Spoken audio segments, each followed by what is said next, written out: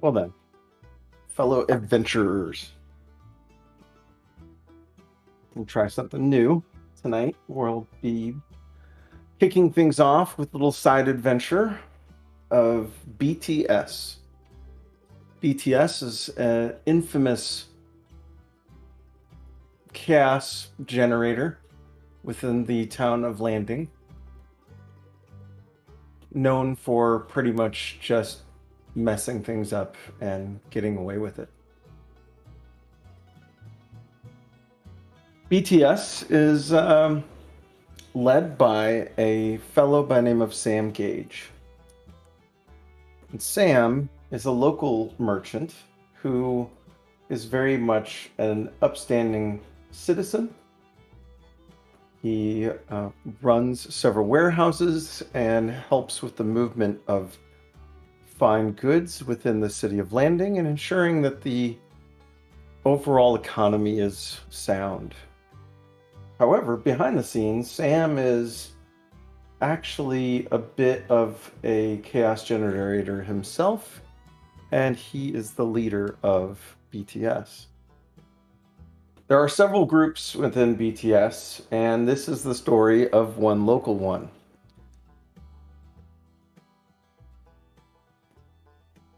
Our story will kick us off at Pen and Paper. Pen and Paper is a small shop that sells pens, ink, parchment, papyrus, and lots of other mundane bits and pieces for clerical and accounting groups. Needless to say, it is not the most exciting place in the universe, but it most definitely ensures that it is a very good cover. And the kind of people who walk in and out of here are pretty darn quiet. Pen and Paper is owned by a gentleman by the name of Kenneth. Kenneth, you are at your shop.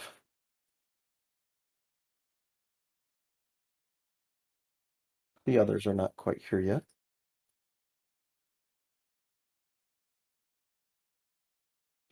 Is just sitting back at the desk reading a paper or a book actually. He's reading one of the best sellers in the nearby bookstore. It's The Pathfinder's Guide to the Outdoors.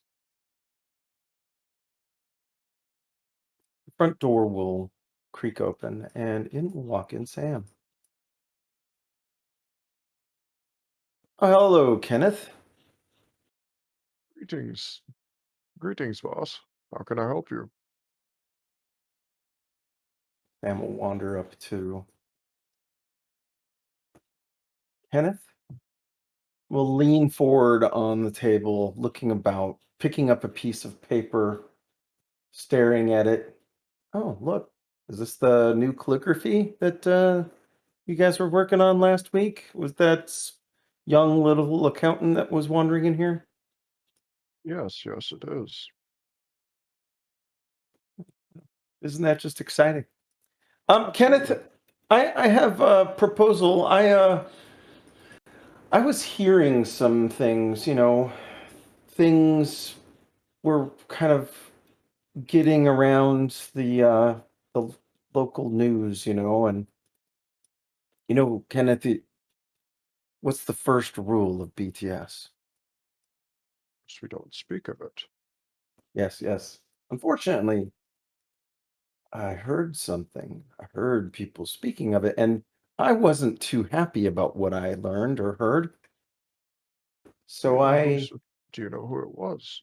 no, I do not. I do not. That is most definitely a perplexing challenge for us. But I think what's more important is that we hone our skills and make sure that any kind of rumors like that, if they ever were to come out, it comes out with fear and mystery, and that no one just walks around just bad-mouthing us. They actually see it or hear it, but more importantly, we know that we're really good at what we do, right?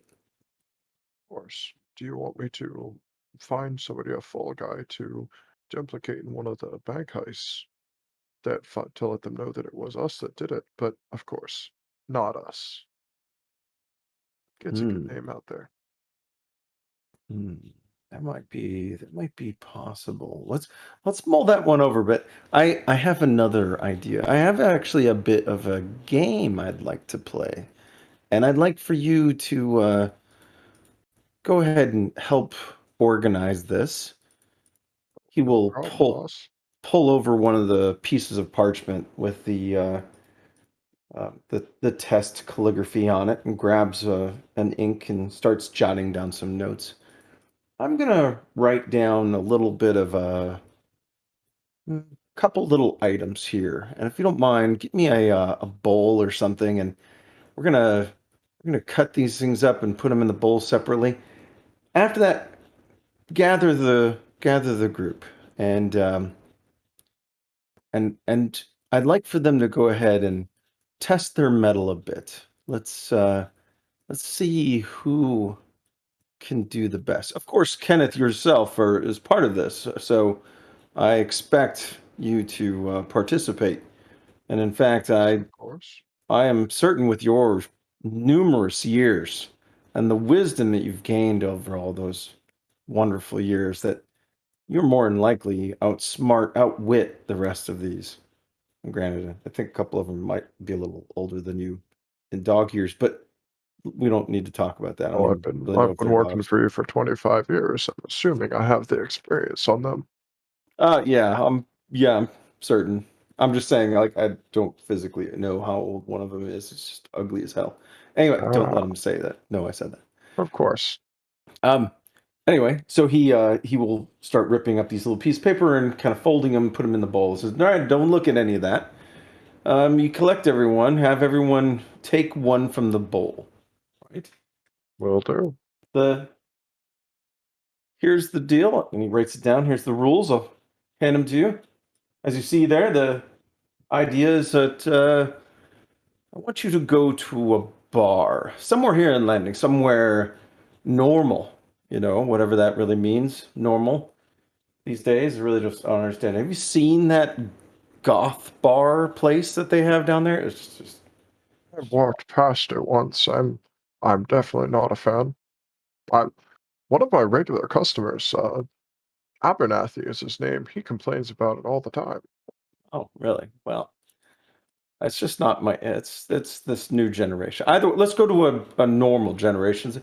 I'd like for the team to go.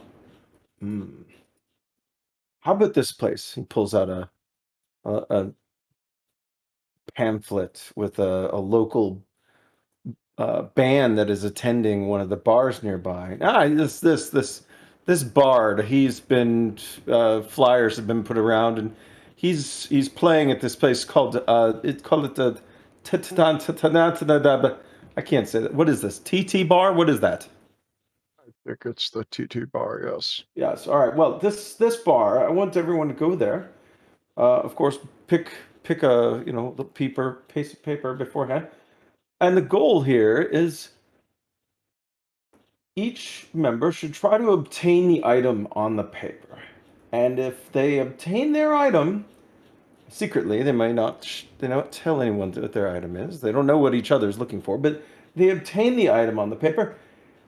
They can go to someone else and force them to show their piece of paper once they've completed theirs. And the person who collects the most of these items at the end of the night will win. And the winnings I will hold secret.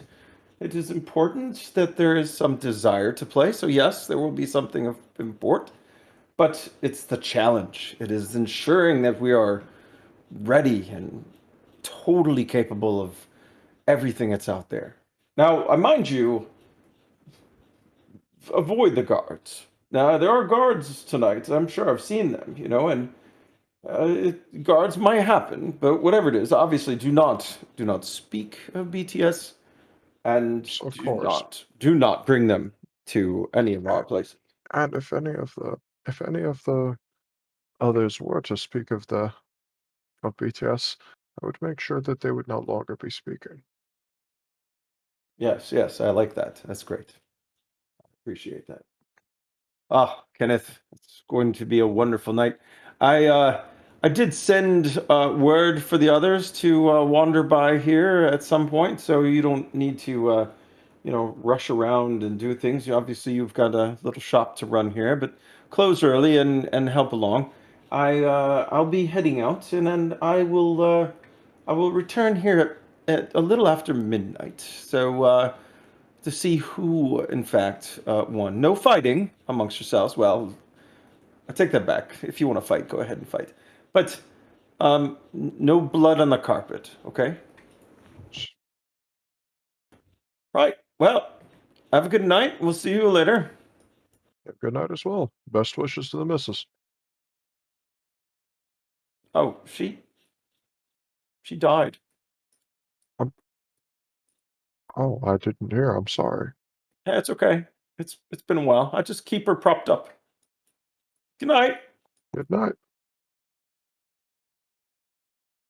Sam will wander off, and one by one, the rest of the crew will arrive and describe themselves to our fourth wall.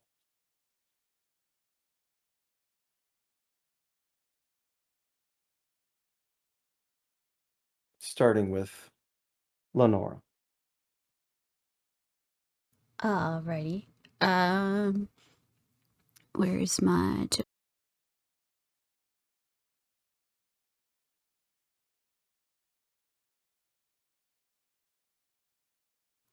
Lenora will walk in and plop herself down on one of the couches to get comfortable. She is a moon elf, about 5'6", 5'7". She's wearing a crop top with a sash kind of tied around her ribs with a couple long strips of fabric hanging down the back. She has a pair of look just basically like cotton pants on her legs, wraps around her upper arms, and a pair of soft shoes on her feet. Her long white hair is currently hanging down and kind of falling over her shoulders. And she'll put one arm over the armrest and turn to look over at Kenneth. So, Kenny, we were summoned. What's up? Once everyone gets here, I'll explain what's going on. But we have a job tonight. It's about time. I was getting bored. It's not necessarily the same type of job that you're used to. I don't think, going to be much of a pay. It's not anything we're going to be making too much pay on, as far as I'm aware. It's more of a appearance job. But it is something new. It's something to do, yes. Not everyone can enjoy their time selling books and paper and ink. You actually enjoy this? Of course I do. Okie dokie then.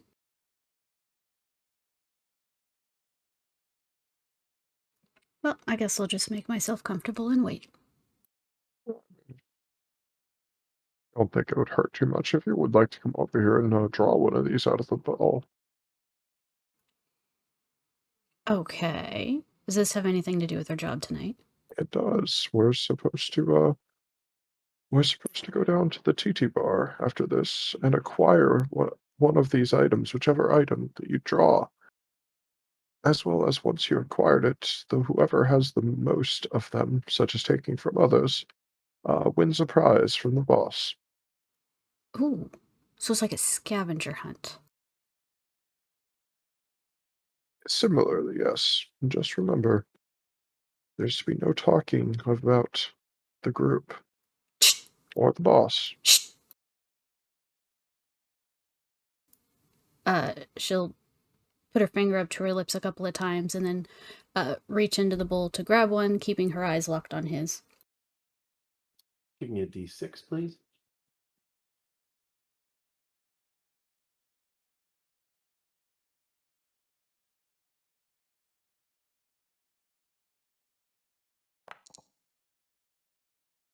Two. All right. I'm messaging you. If you want, you can grab something to drink or eat from the back of upstairs. You know where it is, of course. Of course. I've been here Oh, enough times. Although we are going to a bar, so whatever. I'll wait. Want to make yourself use and help me organize some of the papers, and he'll point to a gigantic pile of papers over here on the left. Unorganized things.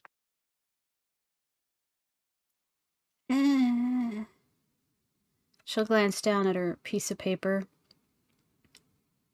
giggle a bit, and then look over to the papers in the corner. Those are not going to be anywhere near as much fun as this. I would hope not. But we're going to a bar and having some fun. I would assume that it's going to be enjoyable. So am I supposed to show you this?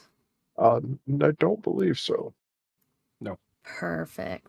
I believe that we're supposed to figure out what you have stolen or acquired, and then try to acquire it from you. Oh, interesting. She's going to tuck that piece of paper down in her shirt, and then head over to look at the papers that you wanted organizing.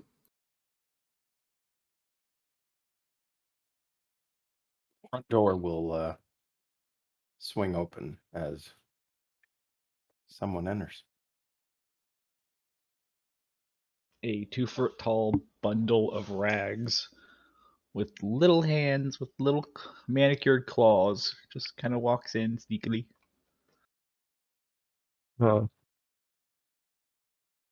Kenneth will passively look over. He will passively notice the man walk in, but not, or the creature walk in, but not say anything.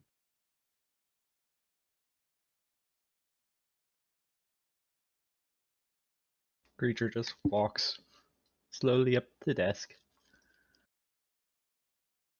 Describe creature. 2 foot tall right now, covered head to toe in grubby rags, except for the little hands sticking out.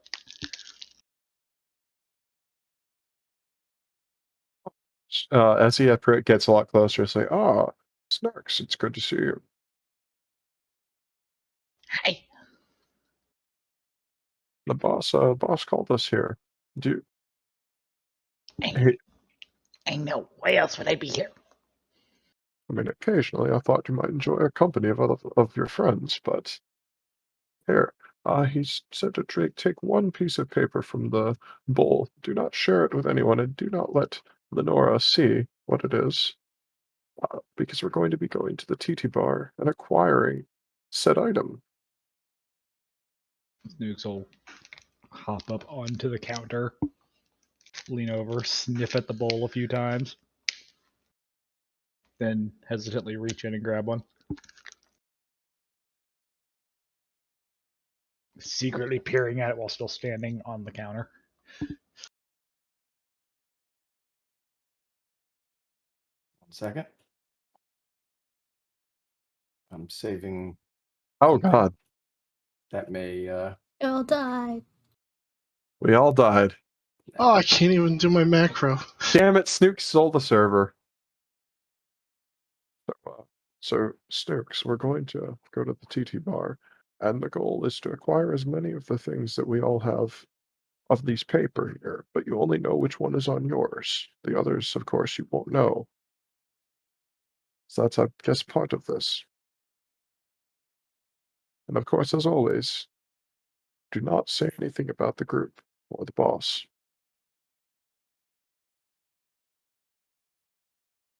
Mm-hmm. If you want, you can go upstairs and grab a drink or some food. There's, of course, stuff up in there, as always.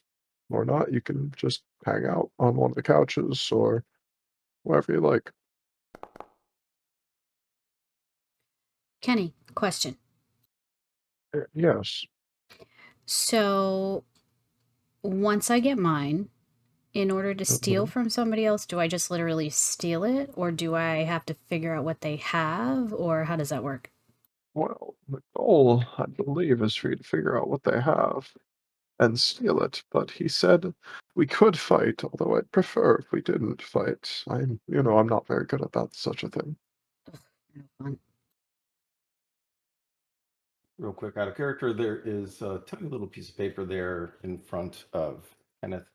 It does have Sam's writing on it, and a quick line basically saying, find your item, and if you obtain your item, you may show your piece of paper to another member to prove that you've collected it, and they must show you their note. I will explain. I will repeat that. Once you do find your item, you can show your item and your note to another person, and they will have to show you their note. Got it.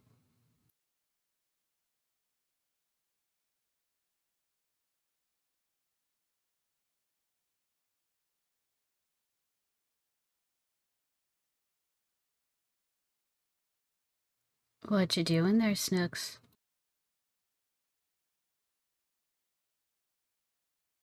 Nothing.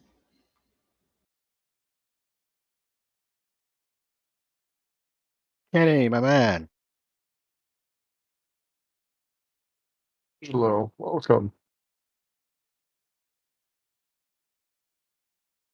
Come on in. It's been a little while. Lenora. Ravaging as Angelo. ever. Hmm? Kenny,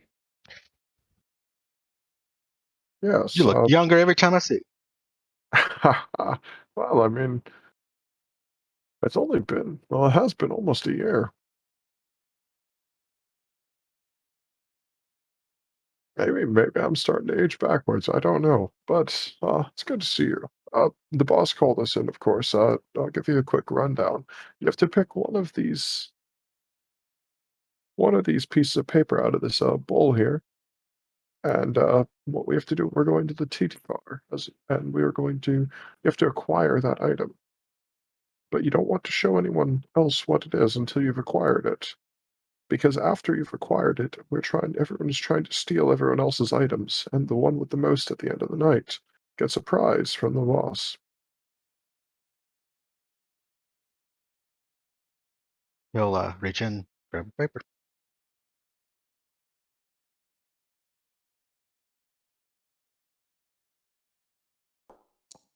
Once you do acquire your item, you can take your item and your card and show it to someone else, and they have to show you their card then.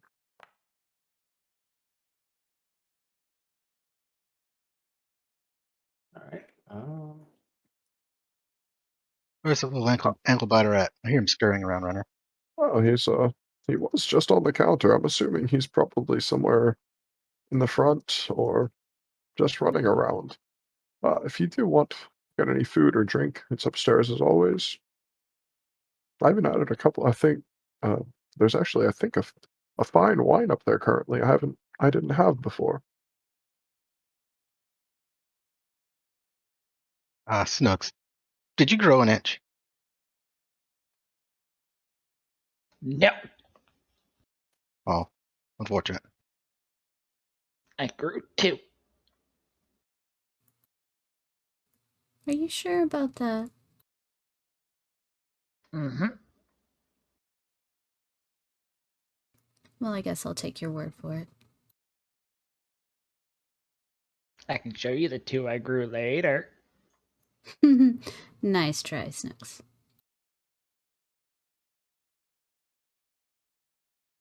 Damn.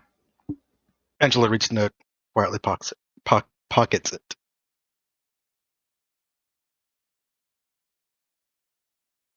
The door opens, and you see a small 3'11" goblin walk in.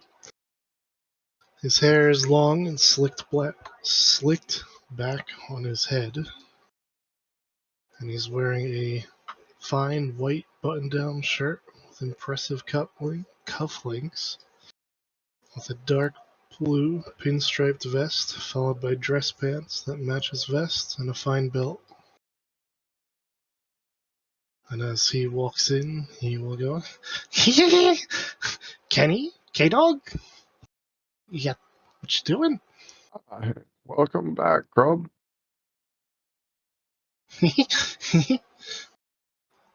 What are we here for? The boss. So first, take one of the two papers out of the bowl. Do not show it to anyone.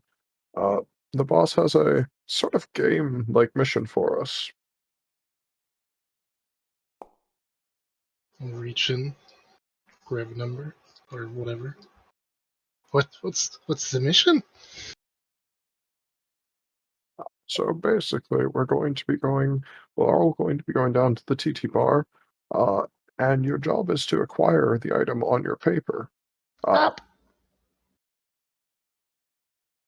What? up.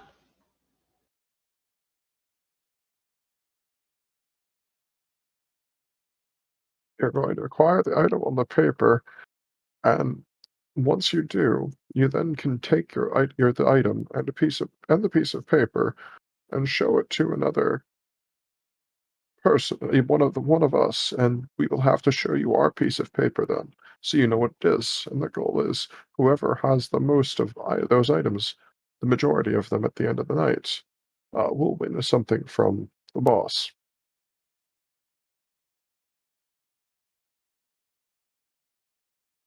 Ah, interesting. Just remember, we do not talk about the boss or the group. You still got the good stuff in the back? Of course I do. Can I help myself? Absolutely. That's what friends are It's for. it's in the desk. It is. Always. I keep it there for you.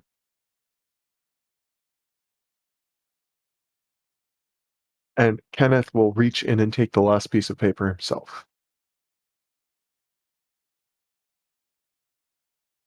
Okay, give me a roll. Oh, what do you need me to roll? D6.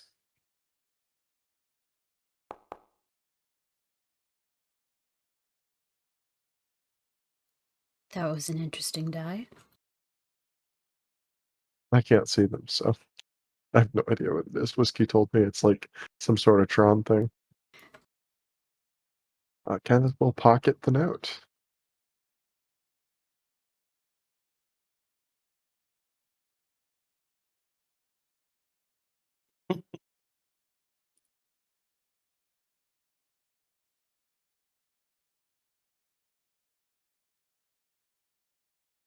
We'll give it another 15 minutes, then I'll close the shop now.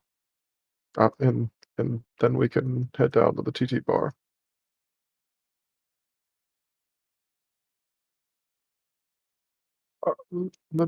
Kenneth will walk up to Lenora. Lenora, would you mind watching the desk for a few minutes while I go upstairs to get a few things? Sure, I can watch a desk. Thank you.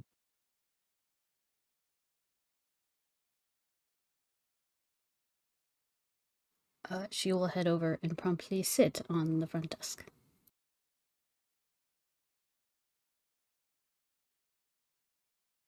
Kenneth will go upstairs and change out of his shopkeeper's outfit into an equally boring but well-made set of clothing and gather a few things from a chest and then head back downstairs. Okay.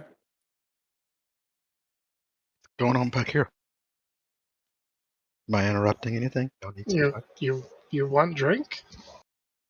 Drink. What you pouring? It's good stuff from K-Dog's stash.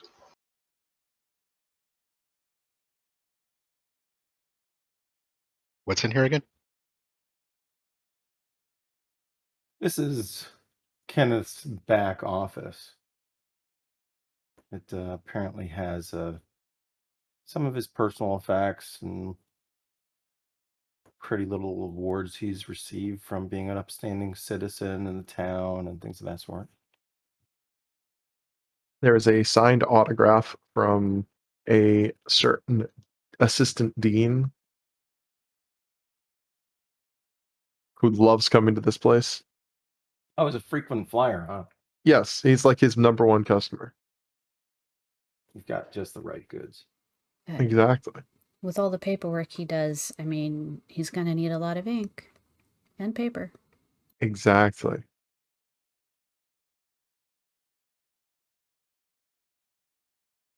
Is there just a wheelbarrow full of shit in here? Yeah, but in the back, in the dresser, there is a very, very, very fine. It's just glowing purple plants. Yes, of I course. figured they were crystals of some sort, but Oh, it could be that. They're probably that. That's how you make purple ink. Yeah. So, are we all going as a group? Are we walking in separate? Does it matter? That depends. So we could go in as a group, but it will definitely attract attention. See you guys later. One second, Snuks. Just a quick reminder. The boss told me to remind everyone as they left. Do not break rule number 1. Break rule number 1 and we get to break your face. See you guys Exactly. there.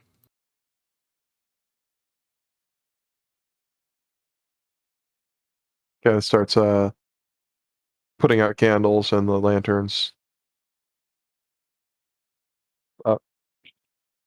Krub, are you ready? Yes. Yes. All right.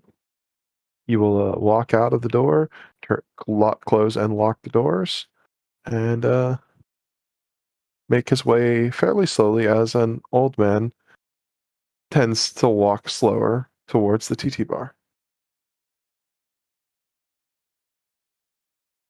Okay. Everyone will kind of make their way. A little time will pass, and the sun will start to set. Overall landing becomes a kind of a normal Thursday night in a summer. It's August the 4th. And apparently not nearly as late as our clock says it is here.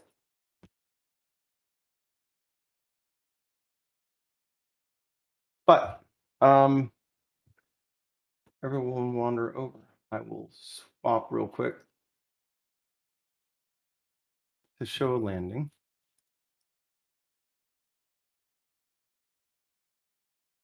Wandering in here to the TT bar. Spar, one thing FYI, I have not actually planted pen and paper anywhere on this map, so we'll have to determine that as No well. worries. Wherever you think it would be placed, that doesn't Yeah, matter. just somewhere random. Probably because of places like the university, War Masters, etc. It'll be somewhere in the grind. I thought so too, something like that. Yeah. Probably this nice corner spot over here, not too far from the university. I mean, it's paper, right? Yeah, that's actually a pretty good one. Yeah.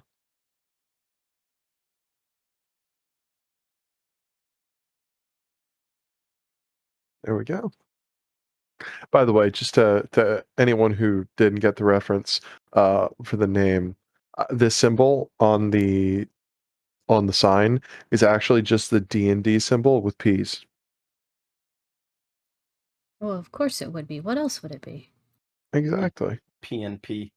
Yeah. All right. Wandering into the TT bar. Kenneth would be very much lagging behind because he's slowly walking. He's actually stopping and waving. You're waving to some people, stopping for a few seconds to catch up with people he recognizes around the town. Just interacting with people. I do not have a token on this map, so you have to drag us on, Ooh, I it's guess. dark in here. You're about to. Lenora would probably be first, unless anybody else has higher than a 40 walking speed. That's assuming she's walking at full speed. Would Lenora be racing to get there before everyone else? Not at full speed, but maybe just a little sooner. For taking the initiative to throw that idea out, I will allow you to arrive first. Just far enough ahead to be able to turn and smirk at the others as she walks through the door. That's really cool. One of the cool things about Foundry that we will get to play with tonight on this is the ability for ambient sounds. There are ambient sounds throughout this little map. So things will change. You'll hear things differently if you get into certain places. You might even hear something that no one else has heard yet. Nice. Let's go ahead and move you back sorry. to the door. I saw nothing. I'm gonna move a token for everybody else onto the edge of the map. Yep. Way that you can actually see and hear.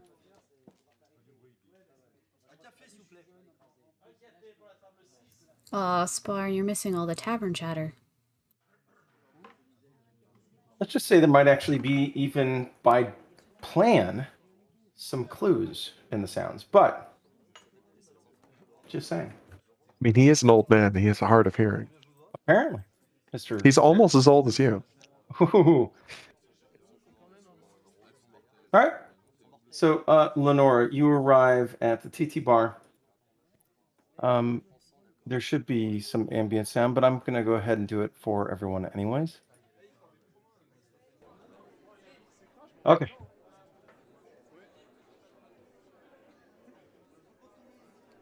Front door, you can hear there's it's kind of active. You know, there is a you can hear far in the back.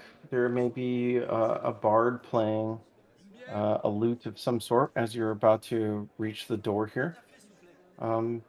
And the sounds of people talking and some revelry, etc. To your left, down the road there, you can see there's actually a group of guards standing outside the bar. Along the road. They're just milling about, talking to each other, eyeballing people coming and going. Interesting. All right. Lenora's gonna go ahead and head in through the door and to the bar. All right. As you enter the doors, you'll see the table to your right is covered in drinks, and apparently no one has cleaned that table up. To your left are a handful of different commoners that look like they're resting at their table here. And sitting and having idle chat, mostly working class individuals who probably are here after an end of a long day. At the bar, however, are a few interesting characters. To the far right in the corner here, you'll see a gentleman that definitely looks like he has sailed the seas. A little bit weathered and a bit rough looking. Probably not someone to tangle with. Mm-hmm.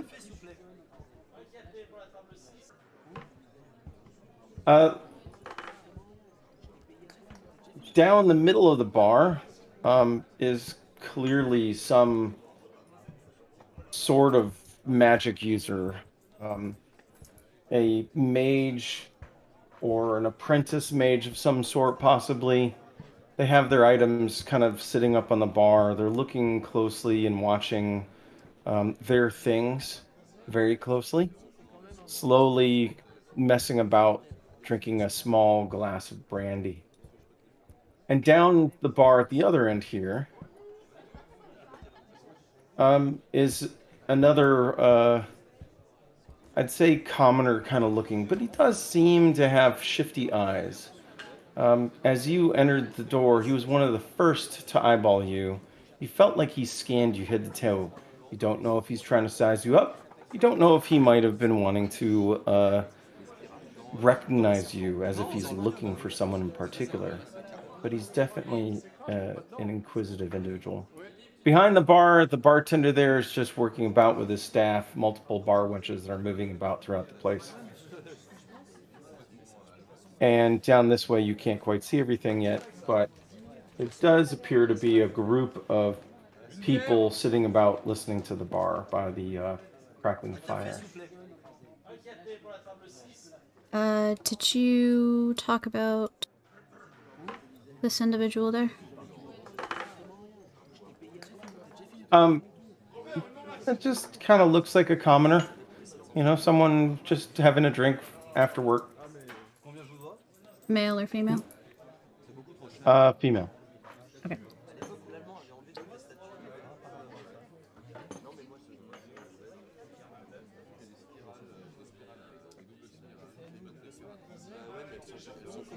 She will go ahead and head up to the bar and try to wave down one of the barmaids. Barmaid will be cleaning a glass and will walk up to you while continuing to polish the wine glass. Oh, hello, dear. How can I help you? Hi there. Hi. First time I've been in here. Do you guys have anything that's like specific to your bar? Oh, well, we do. Not many people ever ask. Oddly enough, we have so many people are just normal, members. They're here all the time. We never have to show the menu. It's kind of funny, but here you go. Here's our menu, and she'll pull out a piece of paper bound in a little leather wrap and hand it to you. Great. She will. These are our specialties. I definitely like the I'm in love with the cocoa. It's right there on the that's the third item down. It tastes like it tastes like cream in your coffee. You know? Oh, It's amazing. that sounds really good. Go ahead and give me one of those, and I'm gonna look over the rest of these if you don't mind. Sure. Coming right up. Thank you. She's gonna go ahead and open that up and stare at the paper while she listens to any conversations that happen to be going on in the tavern. Passive perception or perception roll? I'm gonna make an eavesdropping roll. Okay.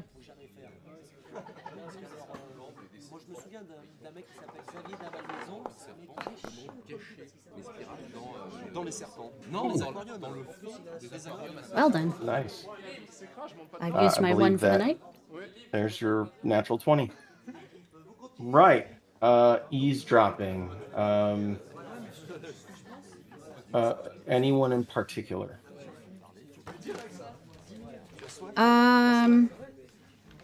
This group of guys down here at that table, and if this gentleman kind of near the end of the bar happens to talk with the bartenders at all. Okay. The gentleman at the end here will really keep to himself. He does not seem to be interacting with anybody. He is all eyes and ears. Got you it. could almost hear him hearing the room. So he gives you a feeling, and I will slip you a GM note here in a second. Mhm. The individuals at the table here, they are all, let's say they're upper class. They are all either business owners or nobles of some sort. In landing terms, nobles just means they've got money and they don't have to work necessarily. And they're basically here because they lost a bet to each other about who got to pick the next place they went to, and this was the dive that was selected. Okay. And that does that for everybody, including the GM. And they have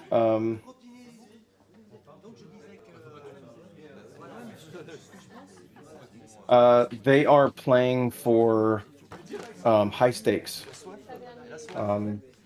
using some poker chips that that one of them brought, possibly, but they are they're playing with pretty much a platinum as an ante as they're playing.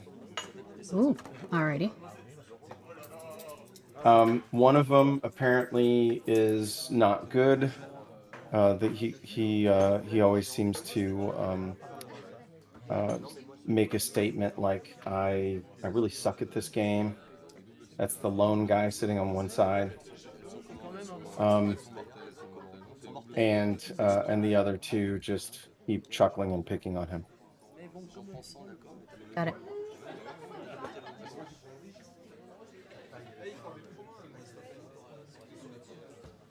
Send you a note real quick.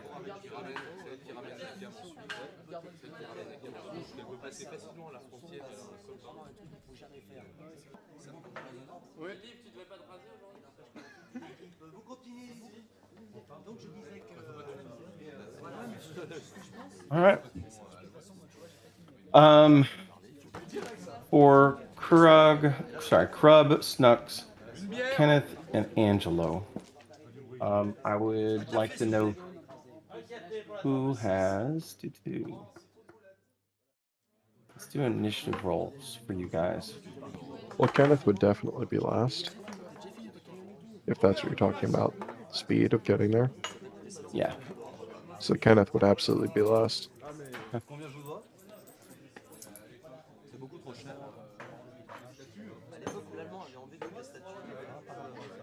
Krub would have arrived right before Kenneth because he left his paper there and had to grab it. Okay.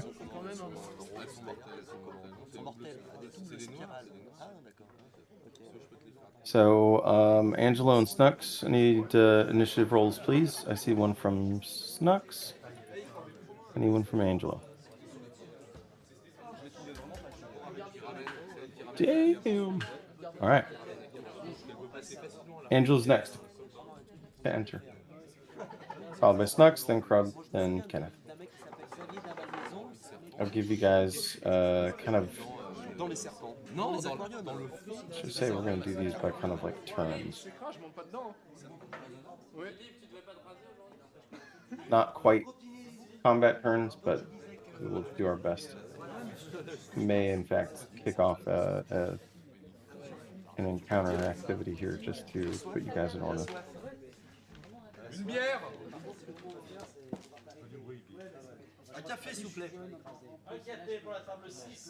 As he walks in, he's gonna start scanning around for his target. All right. Passive or active?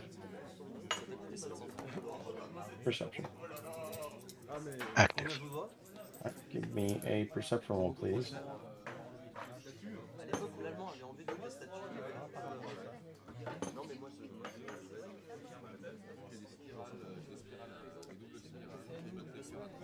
Okay.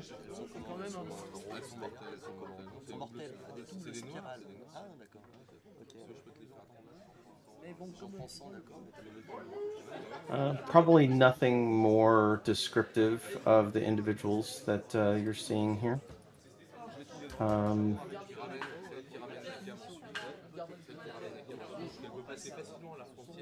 As for the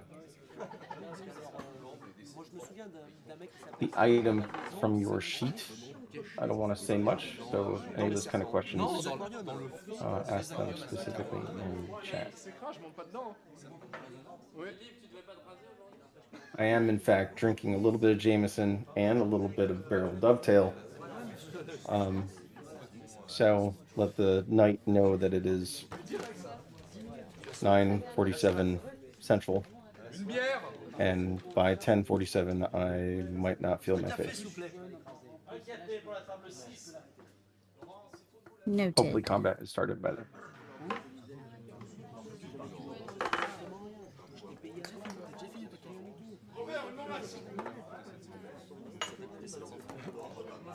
Okay.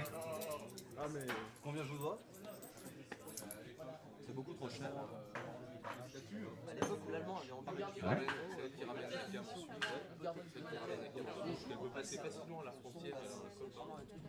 What is Angelo doing?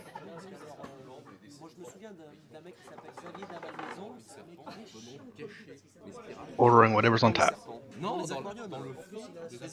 The bartender, a older gentleman, not nearly as old as Kenneth, but definitely showing his grays, will look up to you and say, well, on tap we have cider and ale. What would you be into? Oh, we do have a house wine too. It's not that bad. Wide. Funny. I'll have the ale. Oh, it's an IPA. Hope you Doesn't matter. enjoy it. Oh, well, yes, sir. He'll get a mug. You want it cold? You want it warm? What does it matter to you? Cold will be fine. Sure. He'll grab a mug from underneath the counter and fill it up and plop it down in front of you. Pick it up. Tip it toward the bartender and take a healthy chug out of it. Nothing too aggressive. Okay.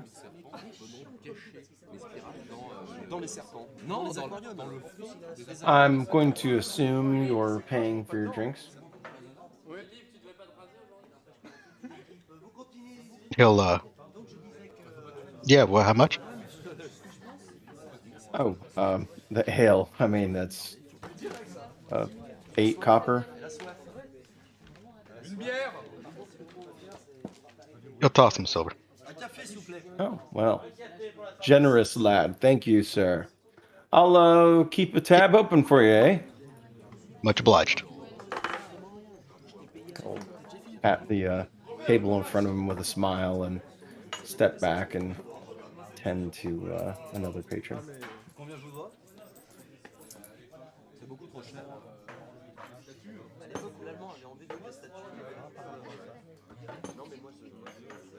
Snuks?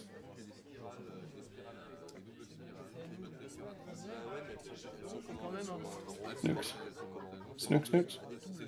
Snuks. I can't tell which of these is supposed to be the entrance. The wood, as opposed to the window.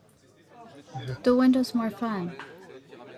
Yeah, I kind of chuckled when you went through the window. I was like, nah, whatever. I Should get go though. through the It's fine. small window.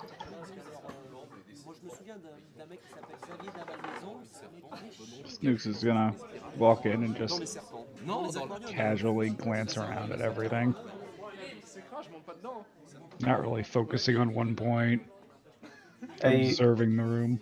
A bar wench here will have been making an idle chat with the commoners here, and we'll turn and look over at Snuks. Oh, hey, I'm sorry, we don't serve children.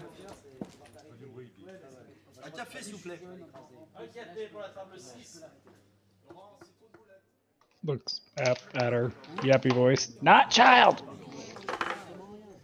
She'll take a step back, a hand to her chest. Oh, I'm sorry. Sir? Are you sir? I'm sorry. We're supposed to ask our pronouns. What is your pronoun? Glances down. Lifts up. Shrugs.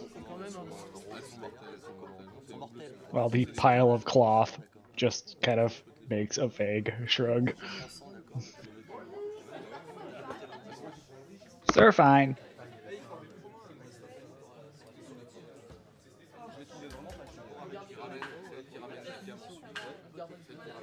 Just gonna keep walking further into the bar. d'un mec qui s'appelle Xavier d'un Malmaison. Dans les serpents. Non, dans le fond des aquariums. Right. You'll see Lenora and Angelo sitting at the bar already.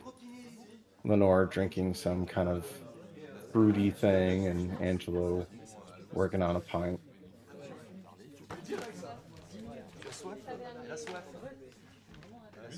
Question being, and it's a good question, as I've gotten a few IMs around this, by the way. Do you or does anyone kind of go out of their way to recognize each other while in public?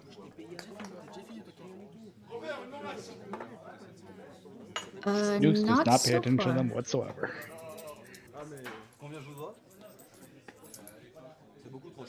Okay.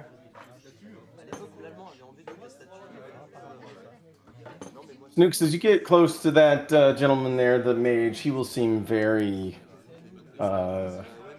concerned about his personal space, and you getting a bit too close, he will be eyeballing you as you walk near him. He'll even just kind of turn with his drink, watching the bundle of cloth next to him.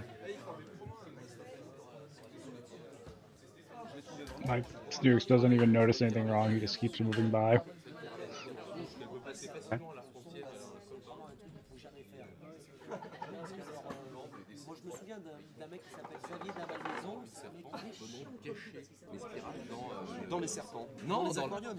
Reaches up over the counter, kind of pulling himself up a little. Hi. Bartender there, leaning forward, will kind of be taken aback. Oh, I'm sorry. Hello? Hello. What are you? I mean, what would you like? How can I serve you? What are you being served? Or is he servable? Hello? Yes. Hello. I think we've established the hellos. Please have a seat. Or maybe stand on the seat. I just can't really see you very well. Could you Climbs up, stands on the bar stool. the bar stool is kind of on a swivel, so as Snook stands on the top of the bar stool, it just like ever so slowly turns, so that Snooks is given us like a 360-degree feel of the room over about 5 seconds. Whee! Good stool. Good stool. Kind of shuffles it to turn it back towards the bartender. Like a shimmy back and forth wiggle while standing. Uh-huh. Okay. So this bundle of cloth is basically writhing in a top of a bar stool. Roger.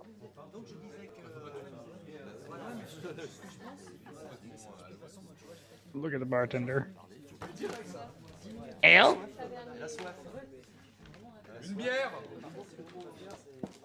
He will look at you, squint for a moment, and then shrug, and grabs a glass and will fill it with ale and place it in front of you. As he places it, he watches carefully, trying to ascertain what exactly you might do with said ale.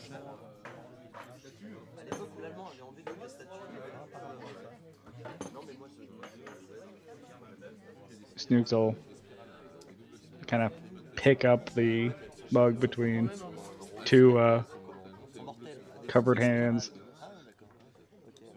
sigh a little, put it back down, rummages to his robe, tosses out the coins for it, picks the glass back up, hops off the stool, spilling a little, and will wobble off. Okay. You can wobble off maybe 3 more times. Okay. Krub? Krub will come moving up to the door here. Open it and walk right in. Take a look around before Yeah, heading for up to the passing. bar. Active. And I will send you a message. Okay. Café, s'il vous plaît.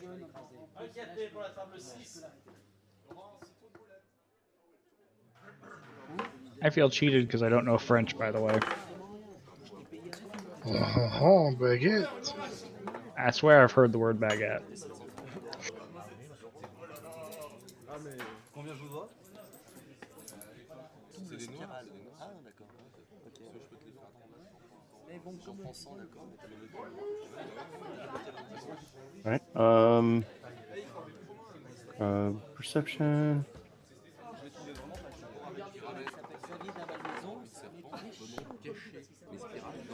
Dans les serpents. Non, dans le fond des aquariums. Shift between tiles. Ooh, thank you.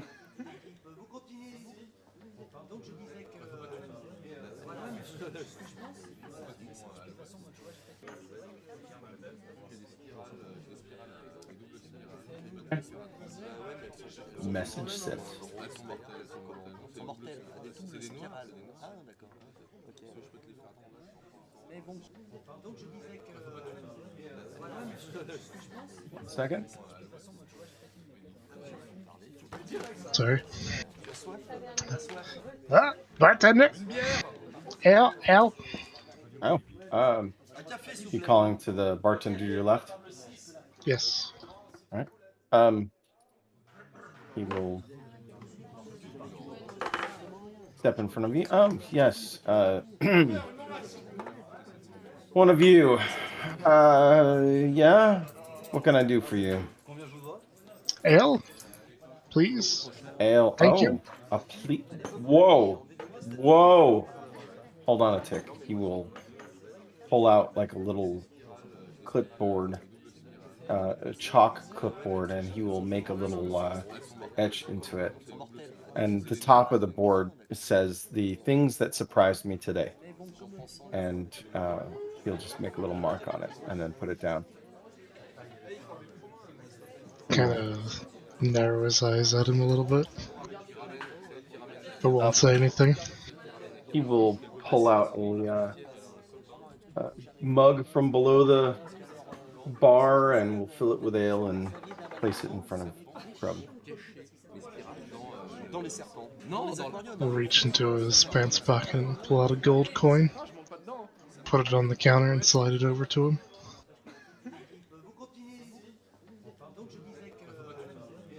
He will stare at it and then stare at Krub.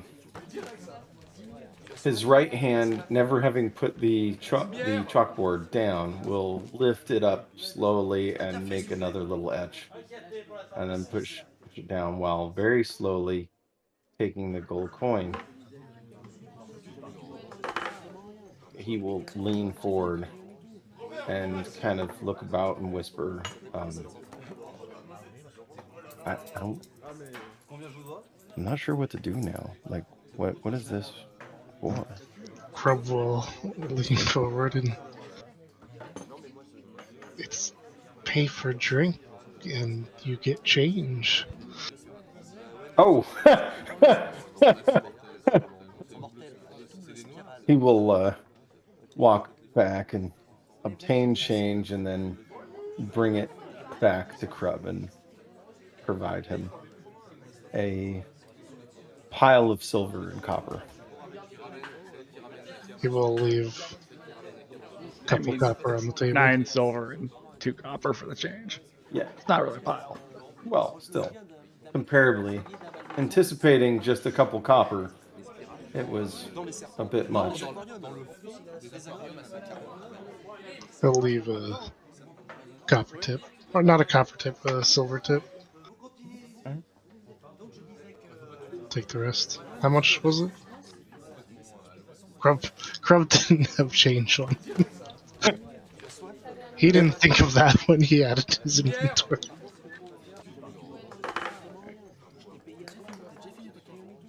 Kenneth? Kenneth will approach, but he sees the guard standing to the side, right? Like Yes. over there. he'll actually head up to one of the guards and say, "Ah, hello, John. How are you? Your uncle's hasn't been at the shop for a while." Guards down here.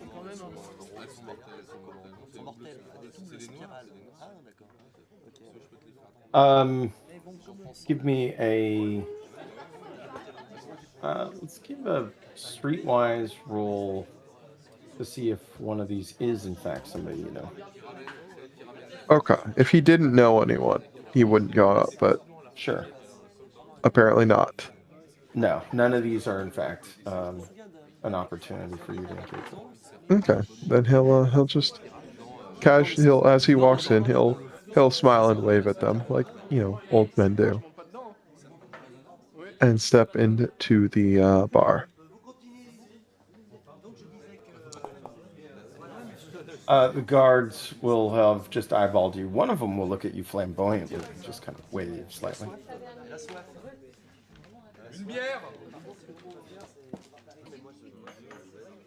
So Kenneth will walk farther in. He'll glance around, but nothing active, only passive.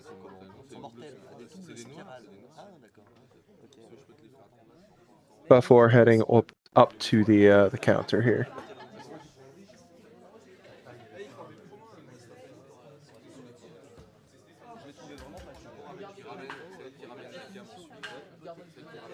The people I set between, who are what do they look like? One tick. 1 second. Unless there's no actual bar stool there. There is a bar stool. To your left is Krub, who you know what Krub looks like. He's a goblin and whatever. I'm not. Pringle just died? Oh. I'm over here, not where Angelo is. Why can't I not see that? I was actually looking at Angelo thinking, why is his ego dead? Well, his character just died, yeah. That's what I was wondering. Oh, you know what? I'm messing with his... Give me a second. That was me. I apologize.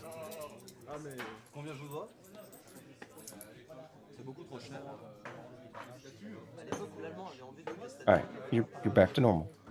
Give me a second. Yes, it did.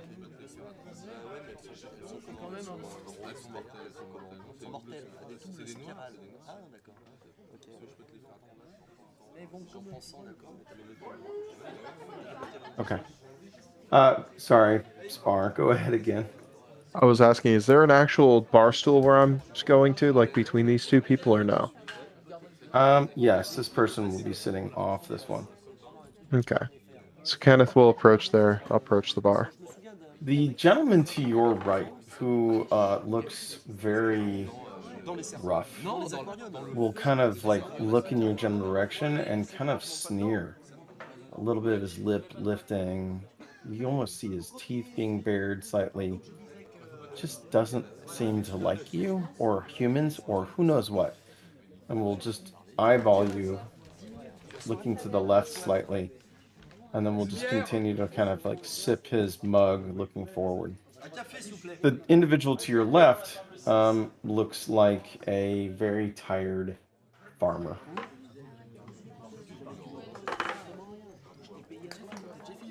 He doesn't sneer. He just continues to lift his drink, looking dead to the world as if, he's just a normal taxpayer. Kenneth will motion towards the bartender and wait for them to approach. The closest person is a bar wench. Bartender's boss.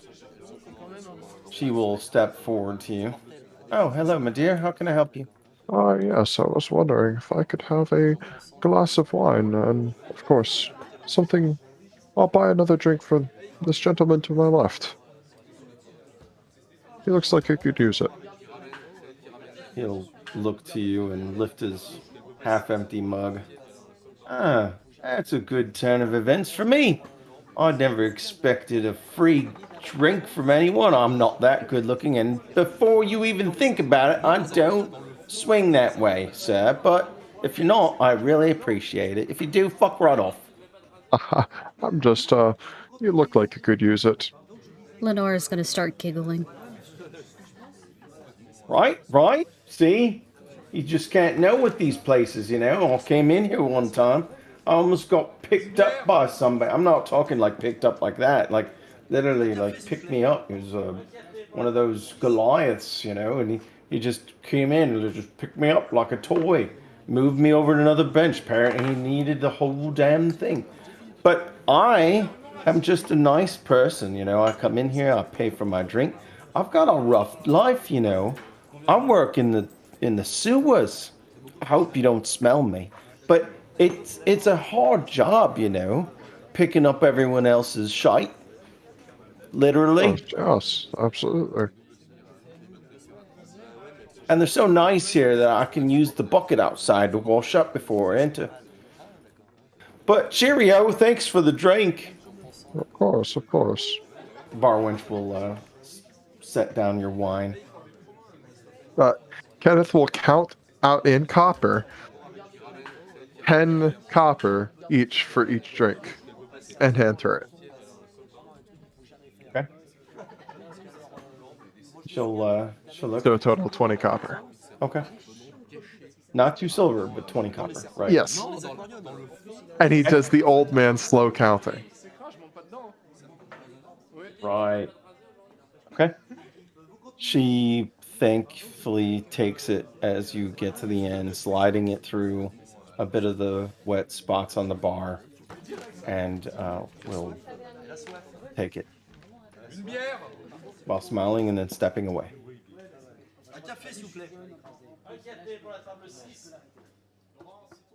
Kenneth will just begin to look around while sipping his drink. Right? Active or passive? I'll whisper. Active and passive.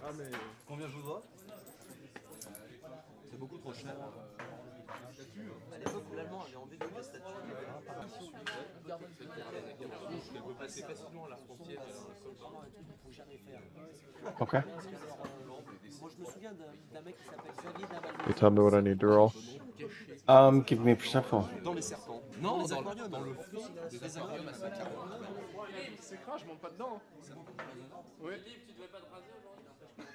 Okay.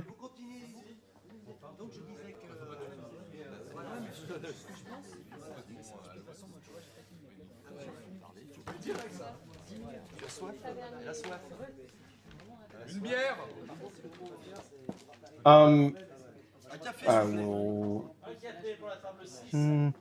I'll describe and audibly for others, but just I'll IM you as well. So again, the room, you kind of see a few, you know, passively you notice pretty much the same things I've audibly shared with others. Poker table, the guys over there are definitely working with a few stacks of coins. In the so as far as like a show of money in the room, that's probably the most visible show of money. Over by the bard, there is a little bucket in front of him by which he has been collecting tips. There, over here, as you just eyeball by the fireplace, there's a handful of people sitting back and lounging in chairs, whatever. And one person that looks green, like he's had too much, and he's either thrown up already or he's going to for a while. And that's kind of the main things that you see that I'll share out loud. Okay. Also something here.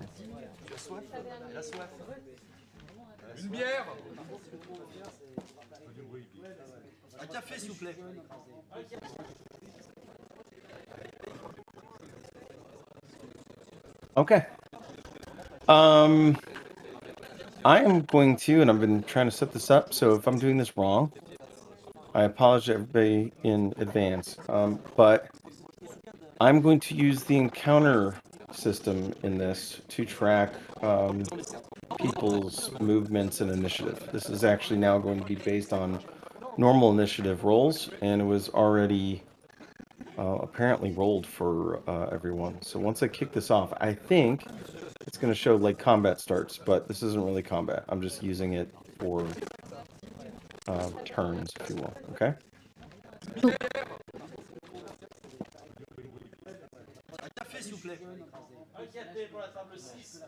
Oh, you've given us a timer. Well, 5 minutes should be enough, right? Yeah. Yeah. Me, Kenneth is going to be taking quite a while without doing anything besides just slowly sipping his drink. So that's all. Okay. I'm assuming it is then. You have to end the turn. Do you not have an encounter tab with It's a the option for next? second tab. So the one right next to the chat tab looks like a fist. And then you should have something that says, there you go. Krub's turn. I like that. That is a cool module someone wrote. That is That's cool. very cool. Cal, is this door open up any, or this one from where I'm sitting? They swing in and out. Has anybody come in and out of them? I would have been looking this direction, you know, towards the kitchen. Not yet. Okay, I'm gonna, I guess, active perception for this that I'm messaging you.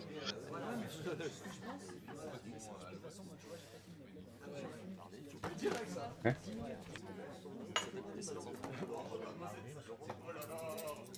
You know what? Never mind on that. Scrap that. I just noticed on that timer, it has a background white bar that slowly is ticking down. Yeah. I'm actually gonna take my ale and walk around the bar and just walk between Kenneth and the guy. Okay. And I'll look up to Ken as I'm looking into the bar that way there. What you doing? Oops. That is not in turn. But it did end my turn. I don't know if you can drag me back, Cal. Nope. You have an opportunity to re-roll your own initiative if you'd like, according to the system. I'm wondering if it just didn't roll initiative, and we need to roll initiative. It was based on a manual setup. But I mean, yes, you can. A lot of fun of D&D is roll initiative, though. I mean, all right. Well, everybody roll their initiative.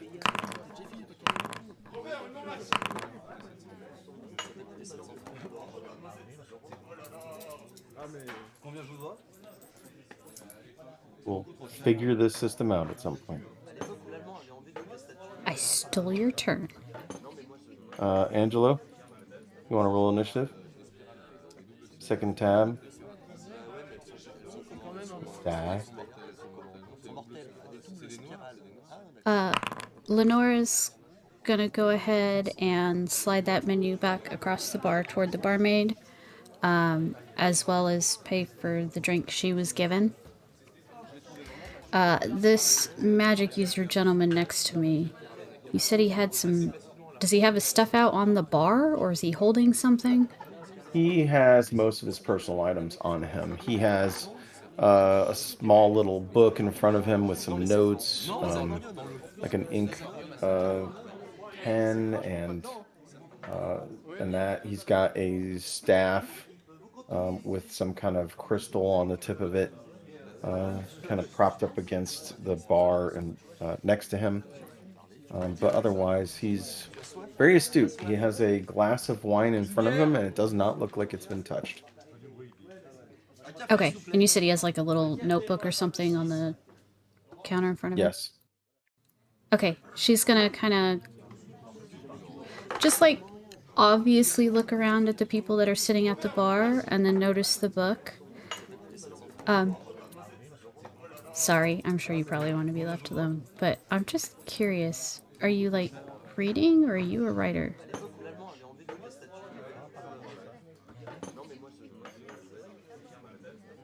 He will turn to you and press his finger up on his nose, pressing the wire rim glasses up higher onto his nose.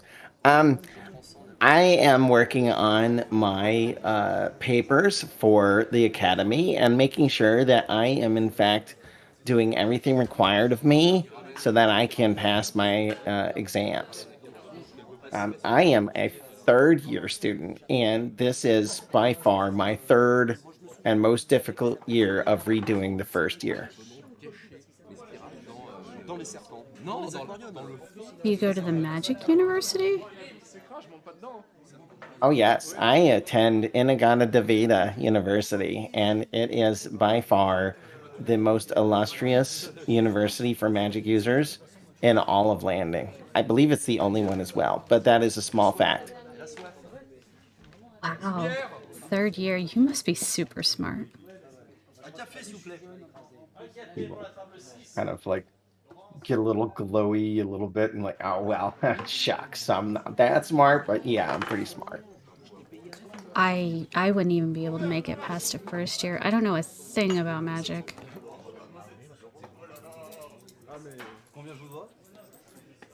So, what's your paper on? Oh, well, my paper is a study on the effect of snails on mana collection. And I've learned that if you grind up snails, you can in fact create a concoction that can allow you to cast spells much more efficiently. I'm not really sure this is fully complete yet. So if you'd be interested in being a lab subject and try a snail drink, I would love for you to participate. Do you think it would give me magic? Or would that I be... would be magical. You know, Real quick, Angelo is going to be listening to that conversation without acknowledging that he's listening to the conversation. We call it eavesdropping. you know, something as super important as this, I'm sure you don't want everybody here hearing what's going on. Do you want to maybe move over to the table in the corner, or unless you have like somewhere else you'd like to go talk? Oh, I like the bar. It allows me to actually see everything in the room, and I have a really good cover. They always say that, you know, you could have your back to the wall, but I prefer to see both the entrances and exits. There's really only one here, but I'm really kind of, I'm really a little hesitant to move. Well, that's okay. You can explain it to me here then, as long as you don't mind anybody else listening.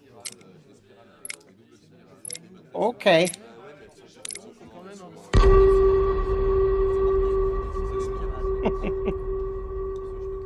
That's intimidating. That is great. That was amazing. Yep. It's back to Kenneth.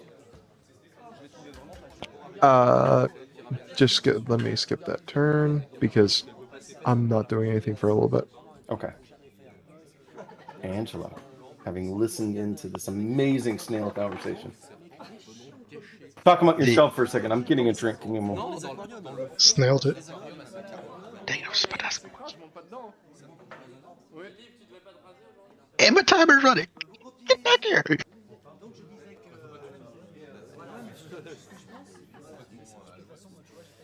Oh, feel robbed. Don't worry, he'll give you a coupon. You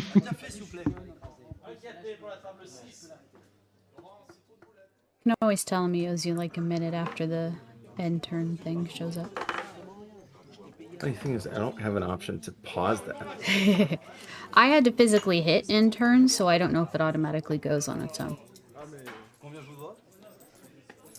can't imagine it wouldn't. With how hilarious it is so far. Anyways, Angelo. The staff, is it freely leaning against the bar, and on which side? It is freely leaning on your side. He is engaged in a conversation with Lenora. Turn toward her, perhaps?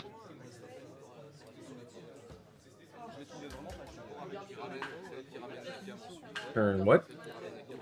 Is he physically turned toward her? Yes. He's a nerd. There's a pretty girl talking to him. Bingo. Dans les serpents. Non, les aquariums. Dans le fond des aquariums. The bartender mermaid. Are they close by?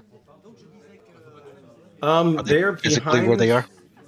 Yeah, they're physically there, but they're not really looking at you or whatever. They're, milling about behind the bar, working back and forth, cleaning glasses, stuff like that. Un café, s'il vous plaît.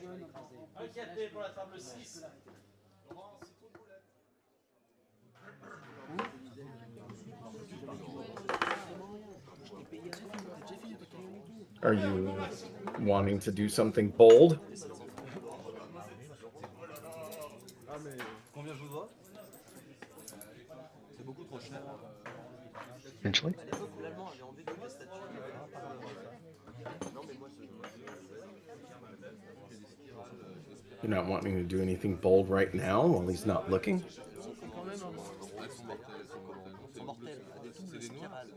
I'm Give me a trying to figure out- perception roll.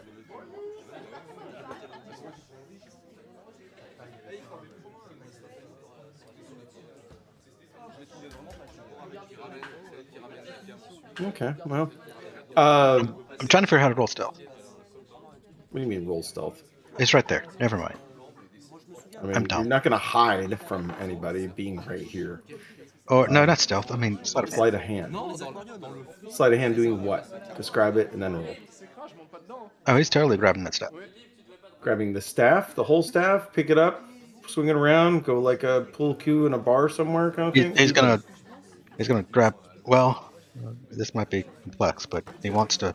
From the perception roll, I will tell you that the staff is a wooden, basically it's just a long wooden staff. The top is a crystal. The crystal is affixed to the top of the staff with some leather strapping. So the wood itself is not like circling the No. crystal or anything. It's just leather straps. Correct. A strong pry or possibly a sleight of hand with a blade, you might be able to pop that crystal off, depending on how good you roll.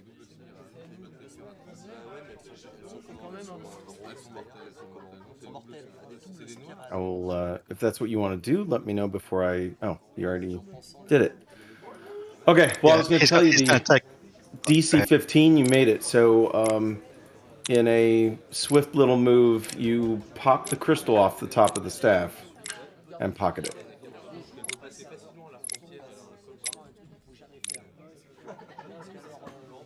Snook, snook. Snook's gonna come over down south, climb up on the chair, take a sip of his drink, and take an active look around to see what the people kind of in the area around him are all drinking. Can we free the move, or is that all? Nope, your turn's over. So we can't move. No. Now your turn. Un café, s'il vous plaît. Taking a look around, look at whom. For what again? The table to the right with the rich dudes, and then the people lounging on the couches around here, seeing what everyone's drinking. The couches, Drinking. it looks like they've been going to town on hard liquor and odd, like, house drinks. At the table, they're all drinking what appears to be maybe a fine wine of some sort. And then obviously, other drinks around the place are just kind of mostly ales and small glasses of wine, whatever. But these guys actually have a bottle of something out in front of them. And then, of course, there are bottles behind the bar.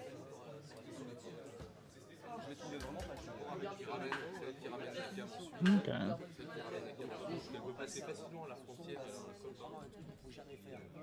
For now, he will watch the gentleman play, trying to figure out what they're actually playing. Like what variant of poker or whatever. They are playing blackjack.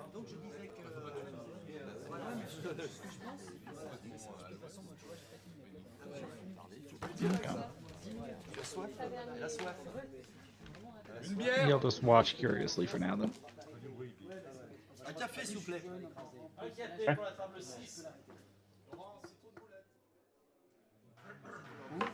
Krub.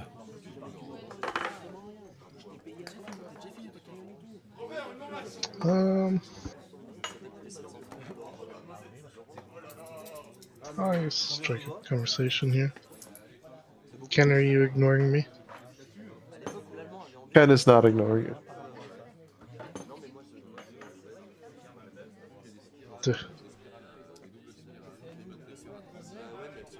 Good evening, gentlemen. I'll say to Ken and the pirate guy. Oh, greetings. Lovely evening we're having here tonight. Kind of turns away from you a little bit, just drinks. Doesn't seem too bad.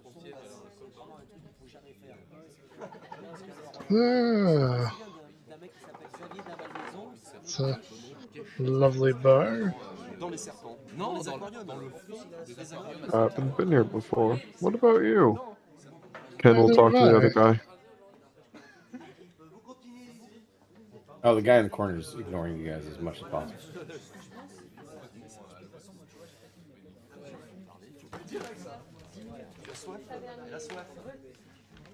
It's my first time here. Thought I'd try something new.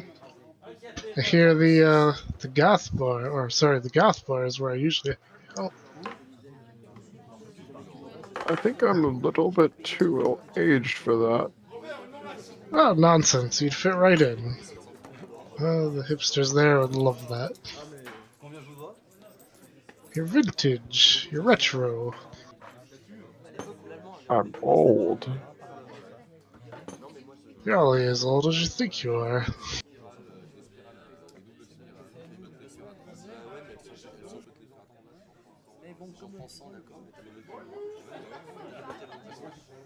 Kinda looks like lightning tonight, don't you think? That one cloud floating in the air?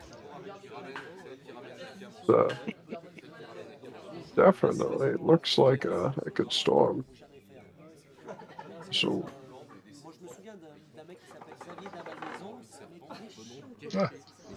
oh, by the way, I think you dropped something over there. Oh? He'll point over where it's there.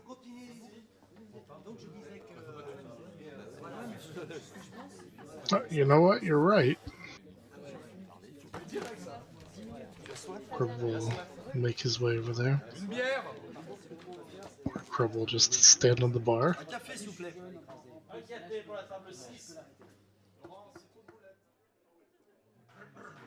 Pick it up. Walk back over.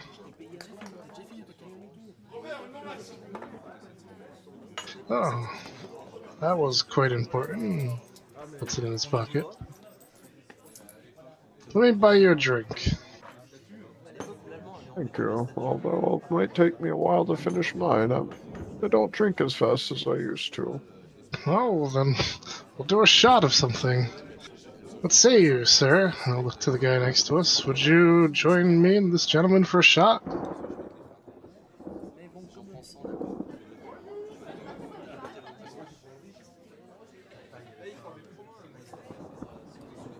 No. Okay. 2 shots, bartender, barkeep, tendress, whoever comes over or sees.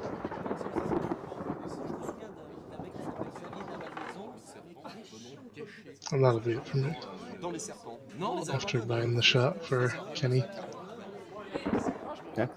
I like the lightning, by the way.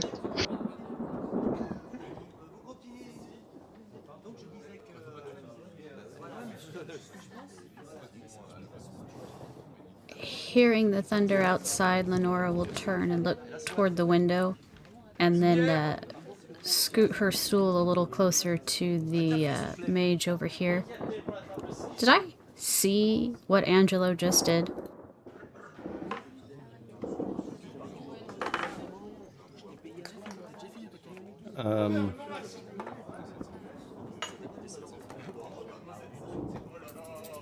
Good question. Give me a perception roll. Outside, you will see the 3 guards have actually taken cover from the rain by standing in front of the window with the little awning over it. 13. No, you did not. Okay. Oh, wow, that happened fast. Anyway, so she's gonna kind of lean over and look toward his book. So, what do you have to do with these snails? Oh, well, first we dehydrate them, and we squeeze out the juices first, and then dehydrate them.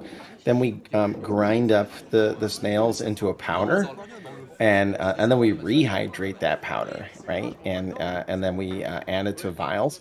After that, there's some more complicated activities we do to warm those up and oh, that's some bad thunder. But and then we put together a potion, you see, and then you drink it. Oh, how long does that take?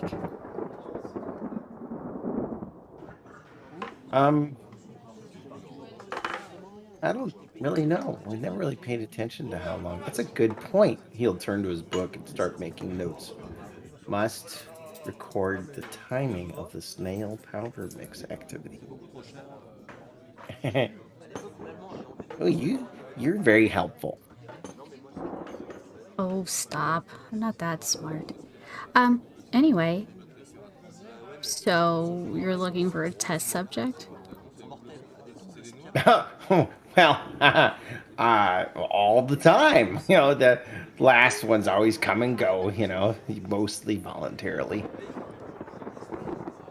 Have you recorded any side effects so far? Sleepiness. A little bit of sleepiness. Numbness in the face. Bowel movement problems. Urinary complete loss of body functions and death. Just a couple, but it's been pretty good so far. I think we got it close to getting it down, and we'll be able to reproduce it better. Oh. Well, it does kind of sound like a lot to deal with.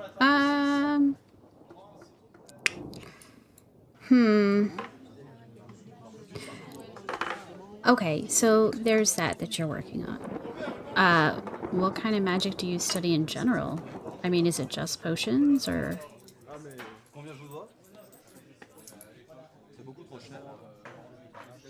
I'm sorry. I just had a brain fart and I had to write a note down. Could you say that again? Sorry. You're kind of funny.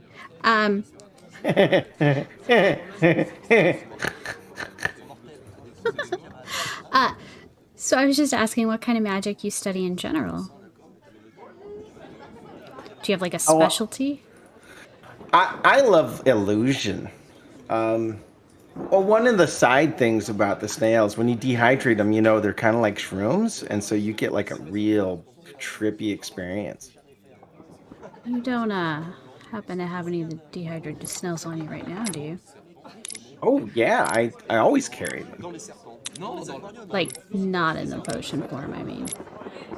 Oh no, because they're really kind of look cool to look at. Look, and he'll pull out a little vial from inside his robe, and set it down, and it looks like crusty boogers in a little vial. She'll lean over to get a closer look, getting probably a little too close to him. That's the sound of his erection.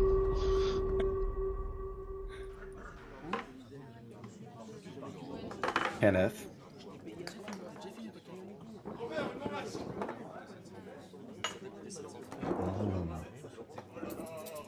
This is what it's like when we don't have a player here, and the timer slowly. No, sorry, my mic was muted when I started speaking. That's Oh, fine. I'm typing to you right now anyway. okay.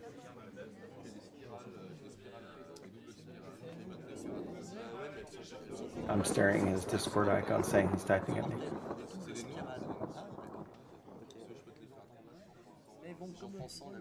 What was that time of night I told you guys that I was going to start feeling really weird?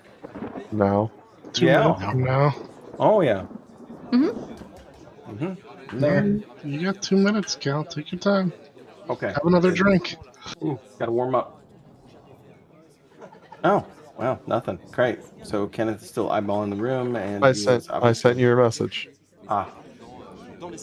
I said I was sending you a message. Roger. Angelo will wait to the barkeep. Calls over the barkeep. He will wander back over. I'll assume my tab's large enough to refill the room.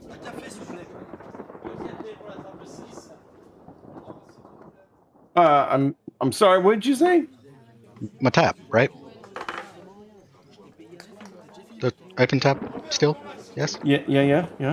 It's large enough to refill the room. Yes. I mean, no.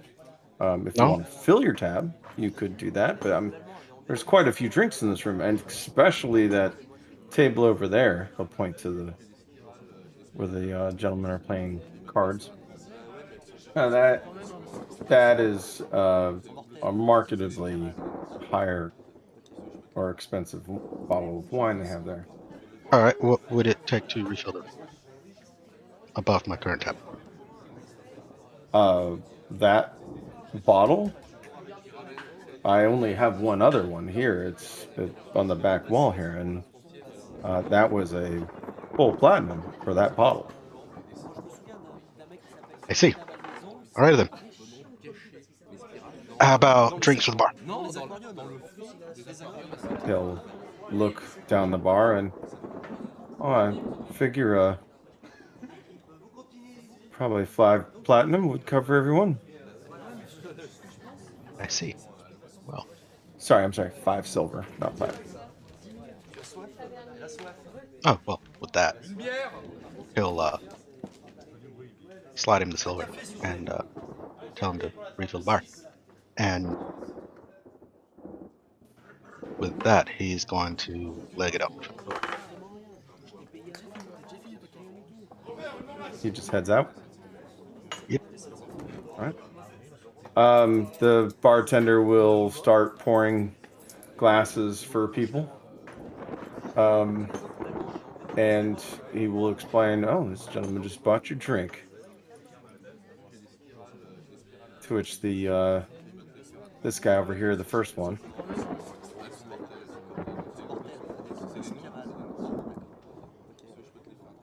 will look to his drink and eyeball you as you're walking out.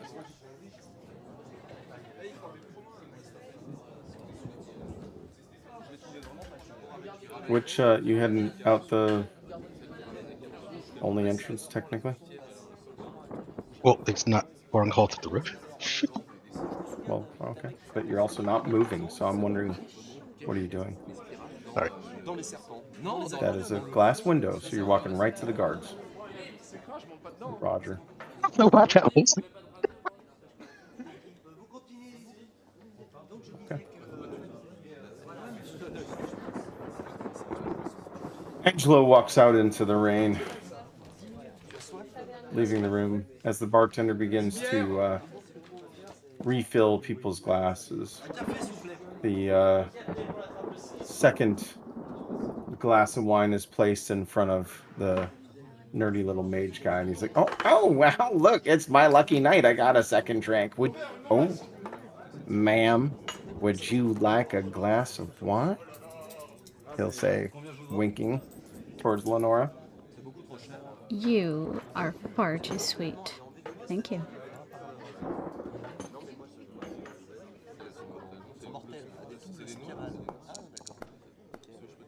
Oh.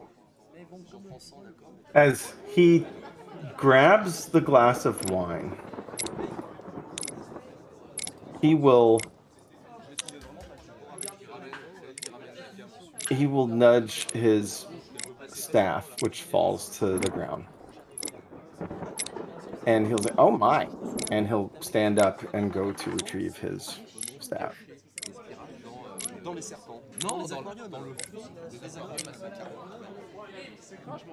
Snook.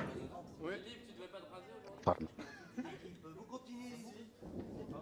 you were asking. After watching for a few minutes, the bundle of rags moves over towards the foot of this table, peering over.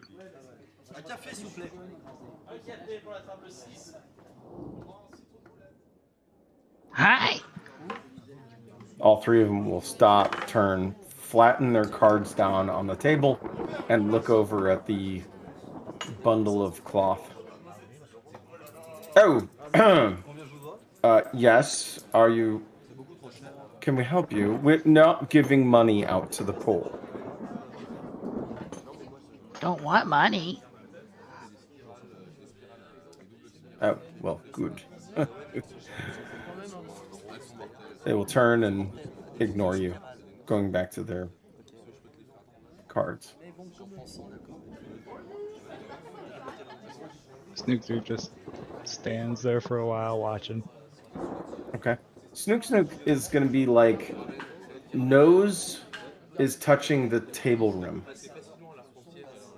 So it's just eyeballs in a bundle, kind of looking right at table level. I'd almost say you're probably under the table, but probably not. He'll just stand there for a while until kind of takes more of like a servant kind of posture near them, just waiting. He knows which guys. Okay. And waits while they continue to drink and play.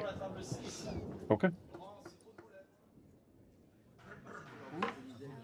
Krub. Krub will say to Ken, excuse me. Oh, shush.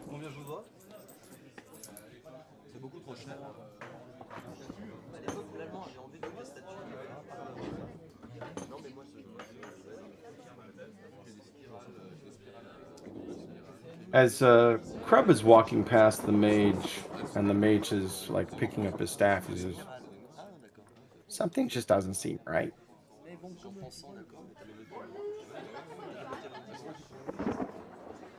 You overhear him say that to himself as Krub walks past. Just glance at him and keep walking. Okay. Well, what's going on back here?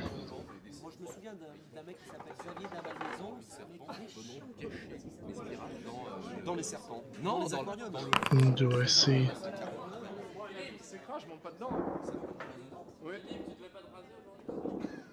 So what you see, a bard right here playing a wonderful rendition of I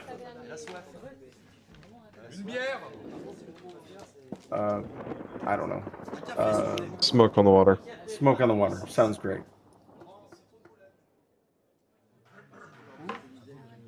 Or Megalomania.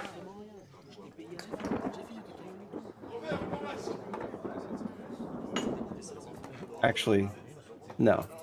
Better yet, he's playing this.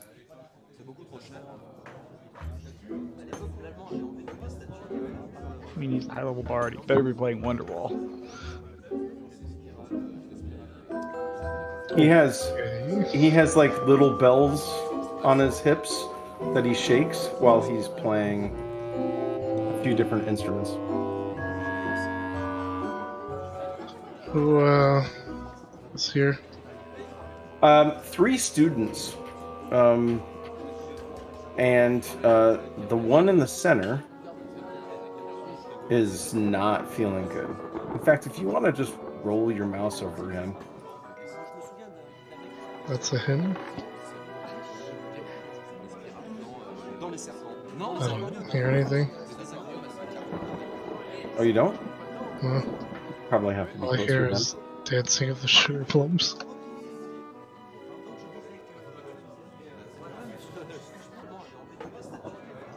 Can you describe this person and this person?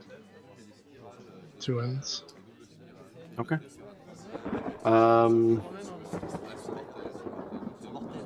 Uh, all, let's see here, actually.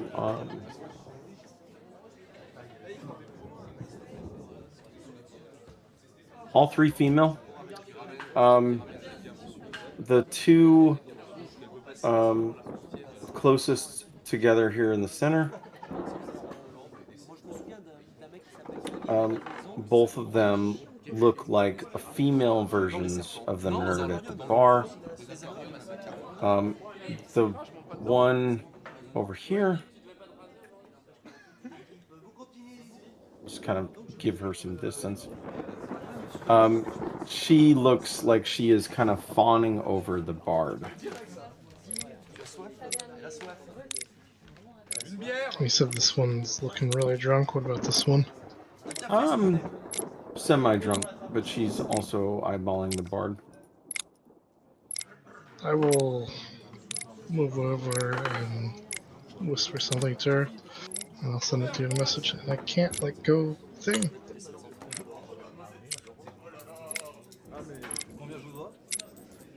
I just have like a box. Escape.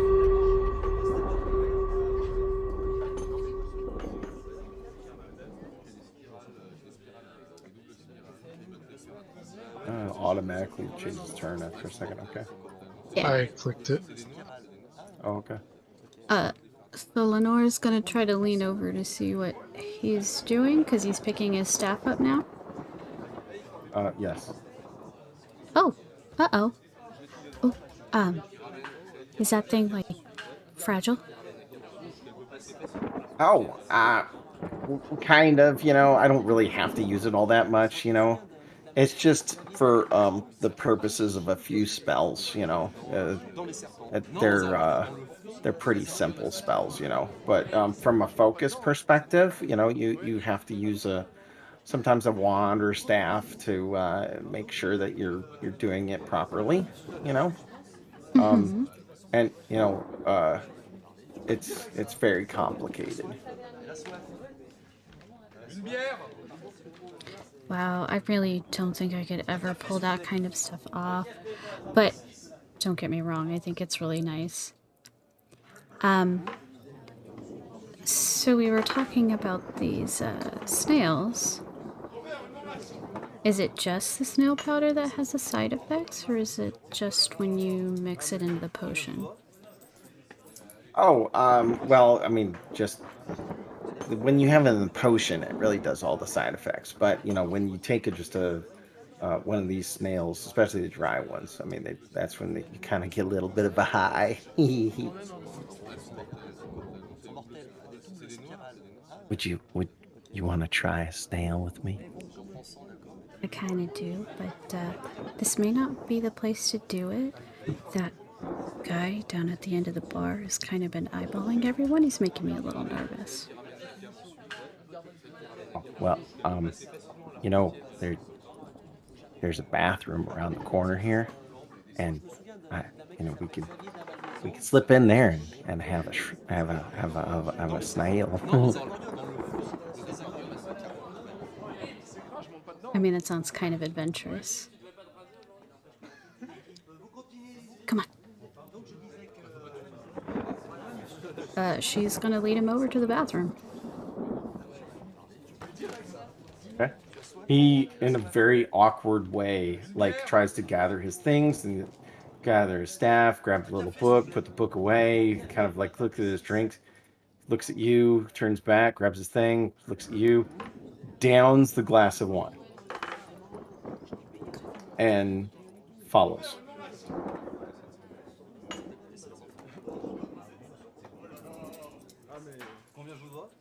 into the bathroom. Is there a lock? Yes, I will lock it. Roger. Okay, so shrooms are not something I've done before. Snails especially are not something I've done before. So you may have to kind of show me what to do. Oh, okay. I haven't done this myself a whole lot, so you may have to help me. Sure.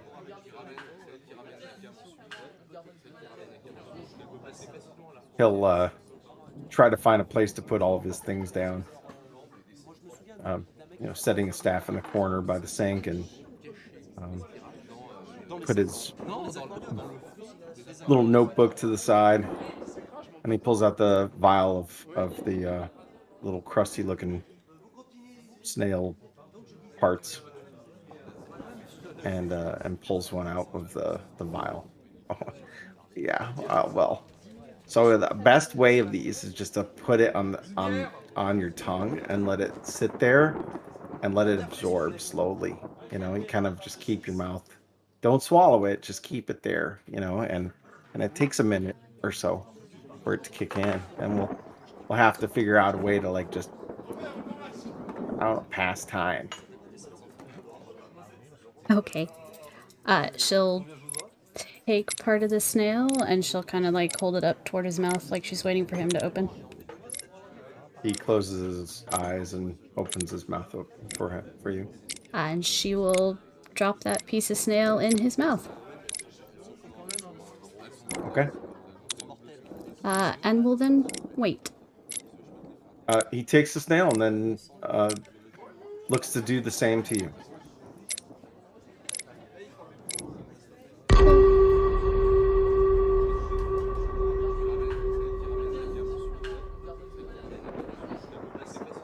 That scene will end with him kind of pulling the snail out of a vial.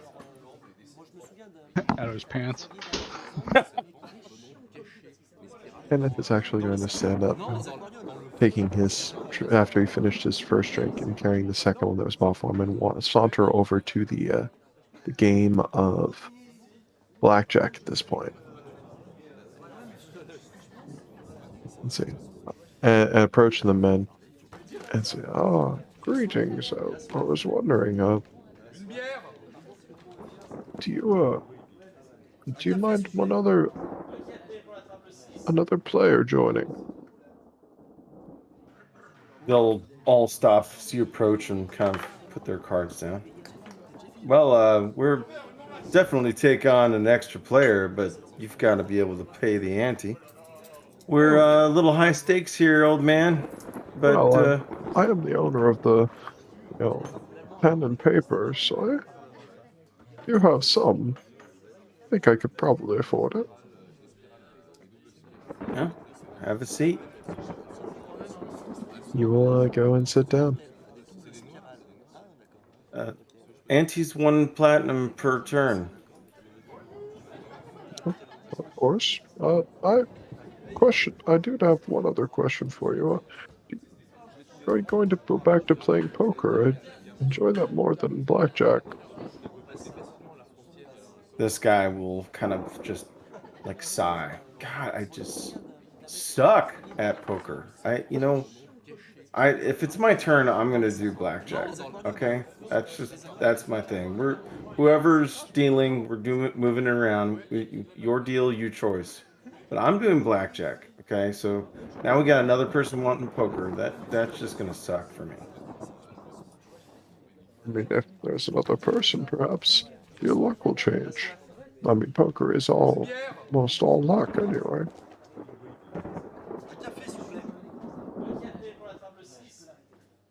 Fine. We'll see.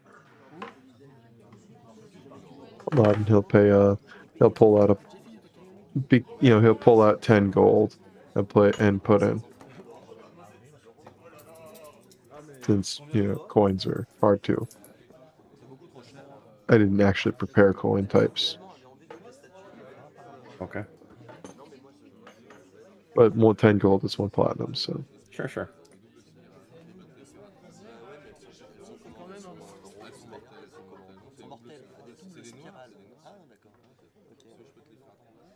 All right.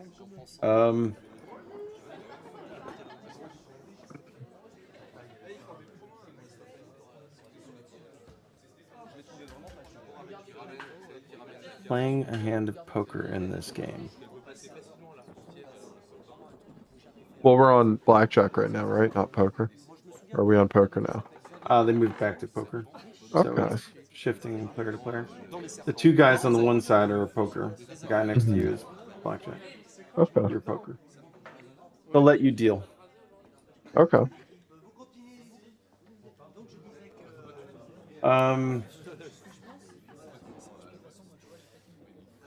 Gambling. You can make it fairly however simple as you want, Cal. Oh, I know. But I think I actually have it listed as.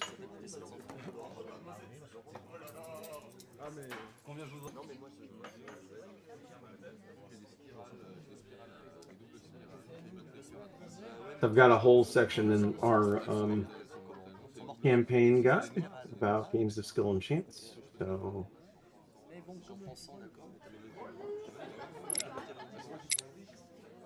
give me a roll a d20 for me.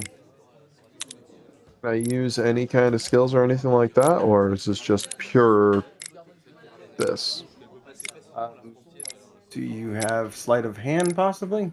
I wasn't going to be using sleight of hand. I was going to be using detect lie and deception. So you want to read the table.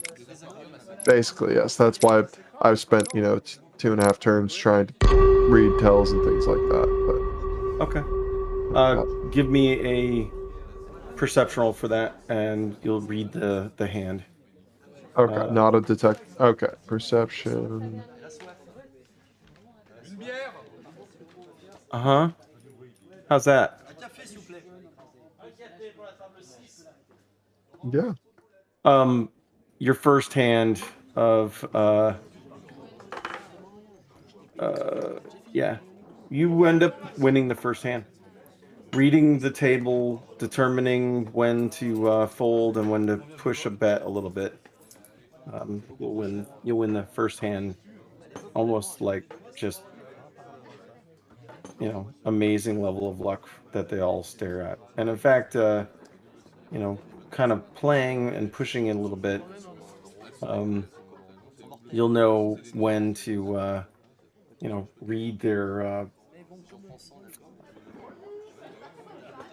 little habits, see little ticks here and there, and make someone fold. Okay. That's all I'll be doing for the next couple turns.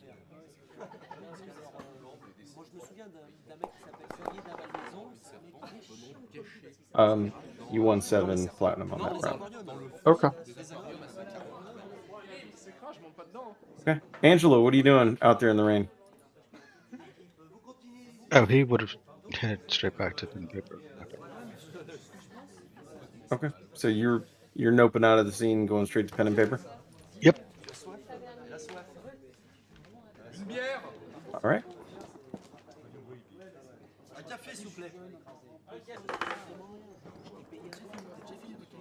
End of turn, right? For that? Yeah, I'm trying to see how I can take you out without killing you. Give me a second. Yeah, please don't do that. Just turn him to a brass dragon. I think I'll that do moves that you on my out. own eventually. Things you don't want to hear your TM say for 5,000, Alex? Here's the mark you as defeated. Oh, actually, there you go. I can just take you out of combat state. That's how I do it. There's an icon on your individual tokens. I can select and right-click and say take in or out of combat state. That's neat. Yep. So I'll leave you in the corner dash so you can see everything, but you're not part of the turn anymore. Snuks. Well, I can't really see anything from there, but With Kenneth having came and joined, I'm gonna look at the table. How much have they all drank? These guys, they've been kind of taking their time. They're mostly focused on the game, not the drinking. So they have one expensive bottle of wine here at the table, and they're all enjoying it and doing it slowly.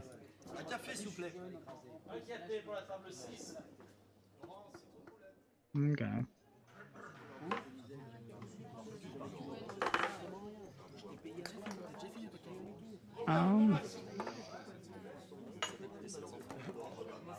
Snuks is actually going to kind of casually pick up the bottle of wine, fill it, and top up their glasses for them, and go, "This really good. You guys great players." Give me a persuasion roll.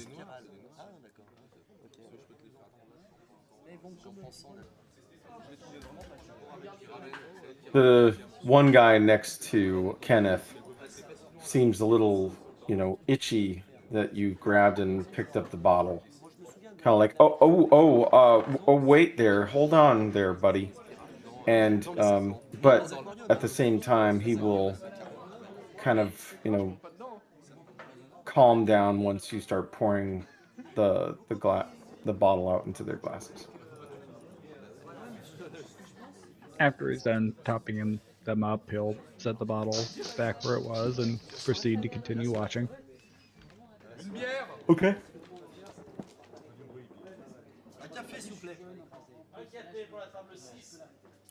Actually, your topping off will have emptied the bottle. No, he sets it on the edge for now then. Okay.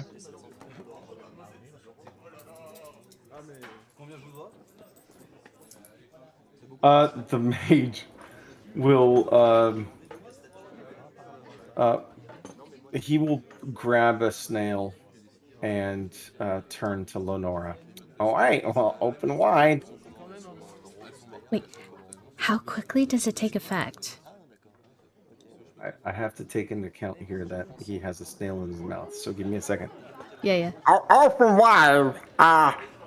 So it takes just a minute, but you just put it in. It sounds weird when you talk, but it just sits on the tongue. And what happens if you accidentally swallow it? I it doesn't taste so good. I'm sorry, what? He pulls the snail off his tongue. It doesn't taste too good, I wouldn't really eat it. Although, I never really figured out what happens to it afterwards, because you get such a great trip, you just don't know what happens to the snail. Probably eat it anyways. He puts it back in his mouth, and he will grab it and put it towards your mouth. Do you actively avoid it? Shoot.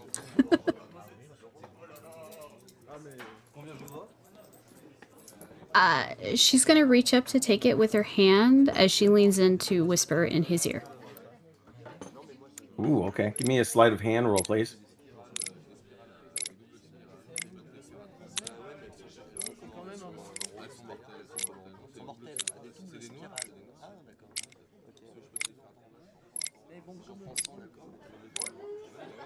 That is a 14.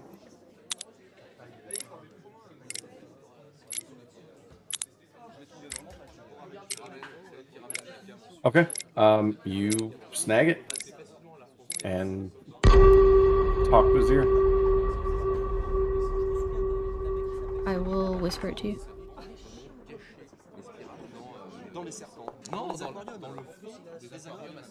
He doesn't seem to notice.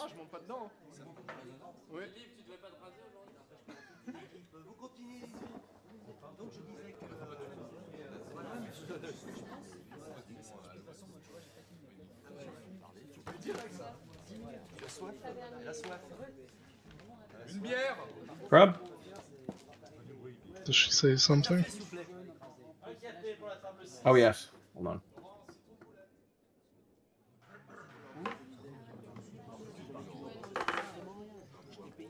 All right. Well, first, I'm going to do a constitution roll, please.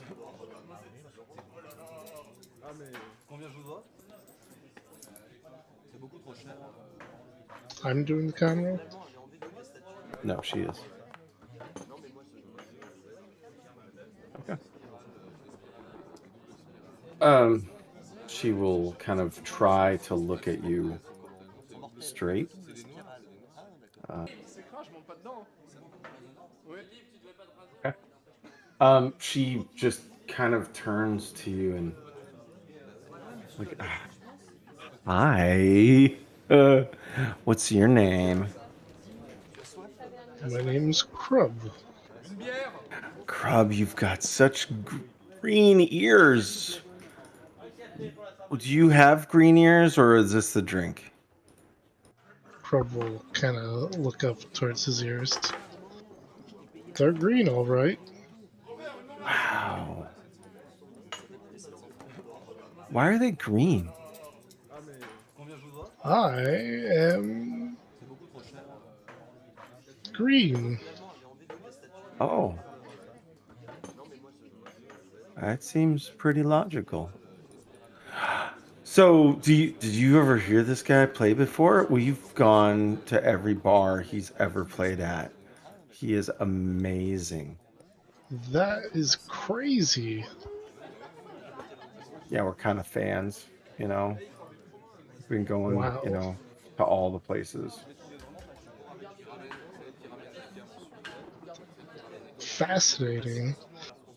How often does he play? He's here like I don't know, a couple nights a week, but he also moves over to the Kicked In, and it's down the road, and we've listened to him there.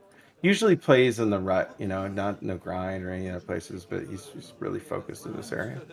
Have you ever talked to him? No. Oh my God.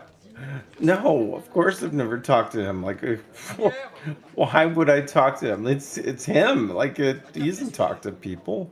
Yeah, but you should buy him a drink. What? Come on, you. You should definitely.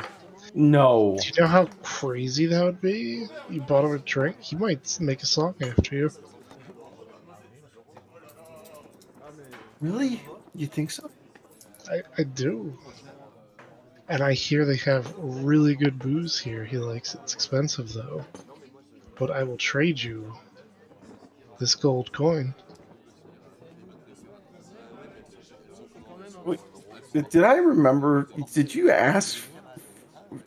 What? Did you ask for my earrings?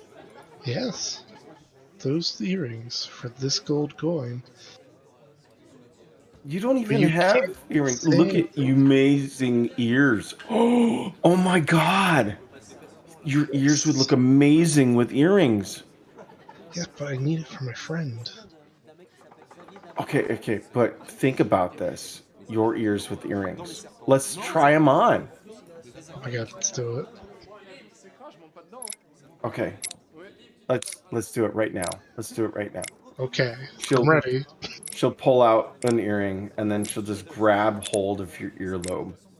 Like a I firm... know. Yeah, I know what's happening. I'm ready. She firmly grabs onto your earlobe, tugs it down, and just literally just pokes the earring straight through your ear. Yep. Does it have a clasp or is it like a hoop? Like the hook thing? It's a hook. Okay. He will grin and bear it, turn his head and be like, don't forget the other one.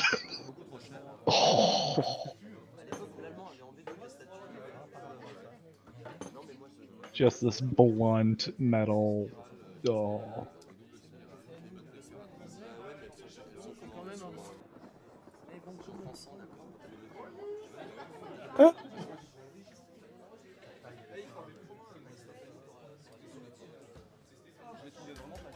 Do you really think I should take him off?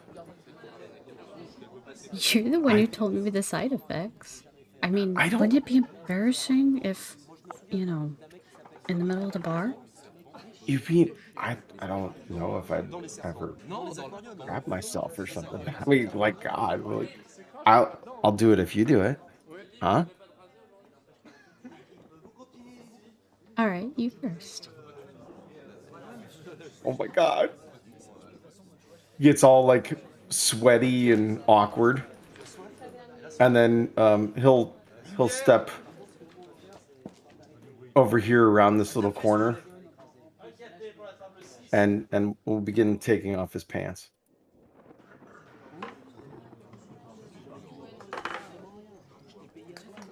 And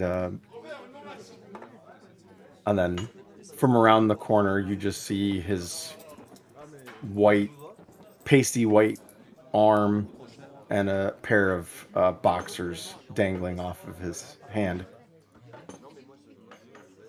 She will go ahead and grab hold of those. What? I'm just gonna put them over here so they don't get, you know, lost or something. That would be extremely embarrassing, wouldn't it? Oh, yeah. Like, really embarrassing. Oh my God. I'm just gonna tuck them over here with the rest of your stuff. Okay. Your turn? Sure. By the way, you feeling anything yet? Oh, I took it in my mouth. I put it back in. It tastes really bad. Oh, come on.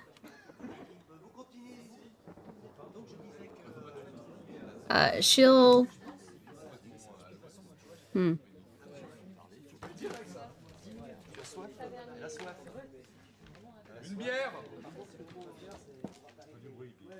she's going to step over up against the wall. And kind of like she's gonna whisper around the corner at him.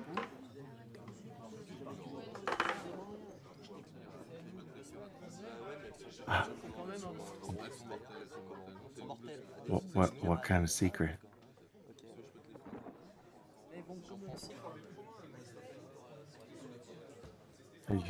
Are you hiding a secret? What? What, you don't believe me? I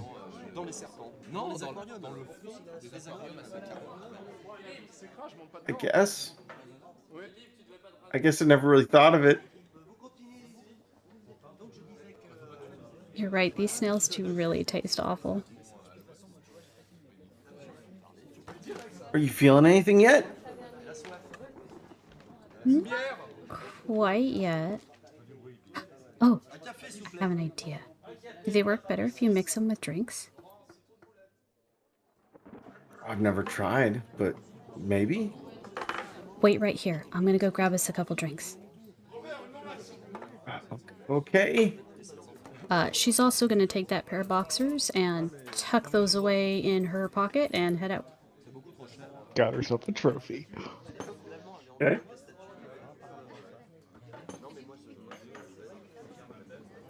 Hey, excuse me, miss. Yeah? That guy I was flirting with, he's in the bathroom. He's not feeling real well. Do you have, like, some water or seltzer for him? I guess so.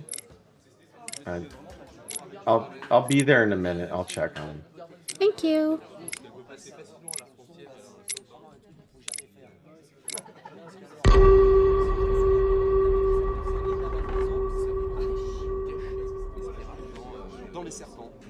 Kenneth is just going to play a couple more hands total. Okay. While he's also going to be looking at Snuks, trying to see... No, he doesn't have enough time. He's going to focus on it. He's going to focus mostly on the game. Okay. Snuks honestly just looks like he's trying to be a waiter.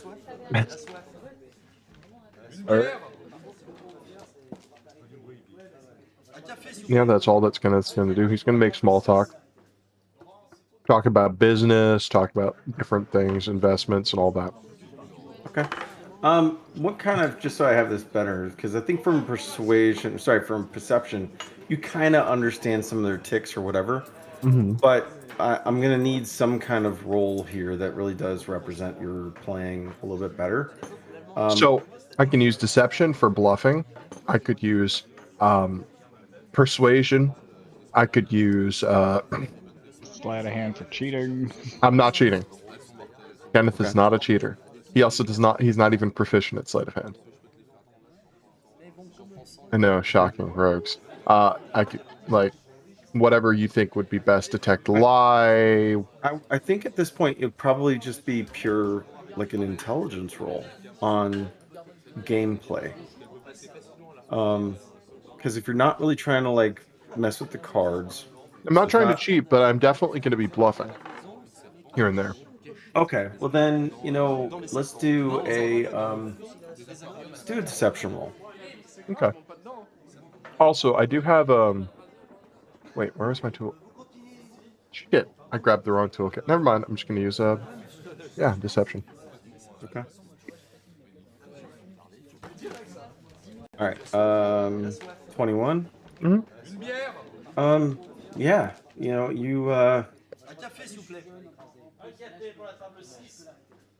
You don't. Let's see here. I'm gonna do some counter rolls.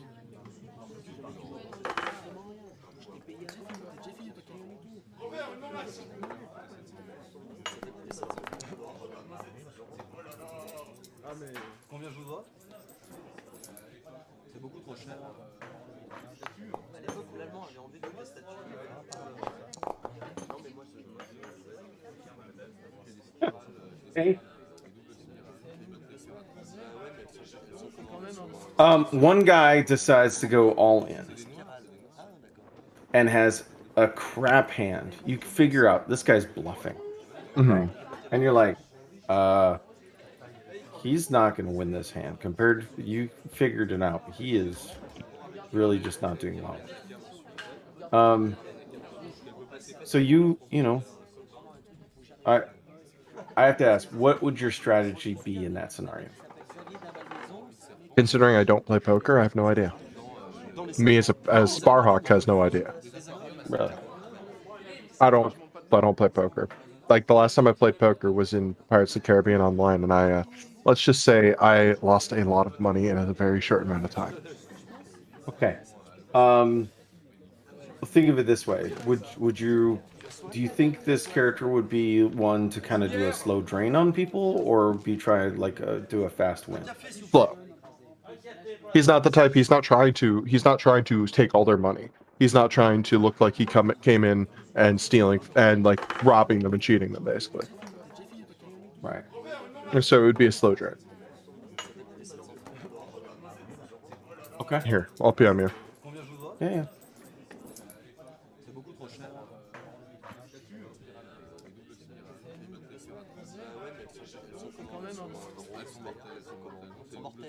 Okay. So in this hand, one guy will go all in. You're gonna play steady, but another guy wins the round, and with a much better hand than everyone. And to that, one guy's like, well, I can't, bet too much, or else, I'll be in trouble tomorrow. So I'm out.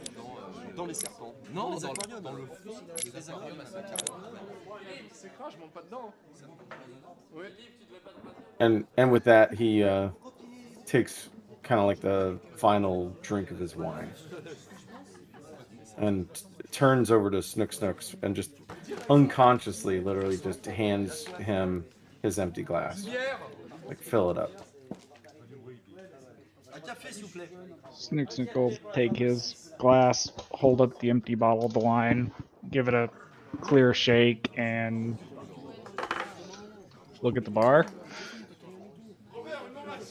He'll the guy next to you will look, see the empty bottle, will sigh, and he literally like elbows the guy that did all the wins, grabs a platinum from his pile, and says, "You owe me anyways, fucker," and hands you the platinum coin and says, "Go get us another bottle." Bundle of Rags nods enthusiastically. We'll take the empty bottle with him, shoving it into his robes as it goes up to the bar, and asks for another bottle.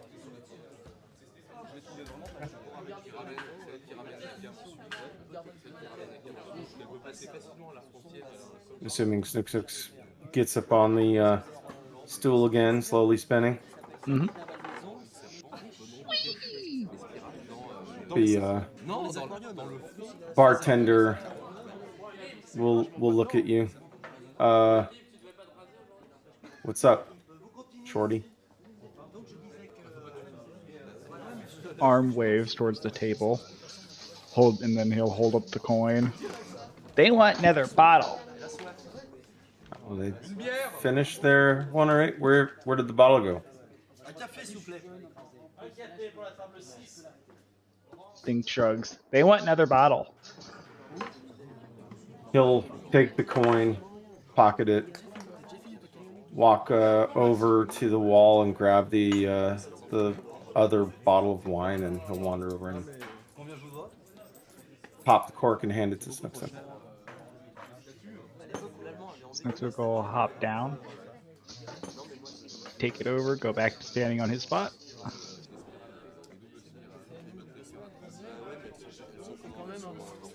Take the time to fill up each of their glasses, put that bottle back where the last one was. Okay. And where's the empty bottle? Somewhere inside the robes. Okay. Doable.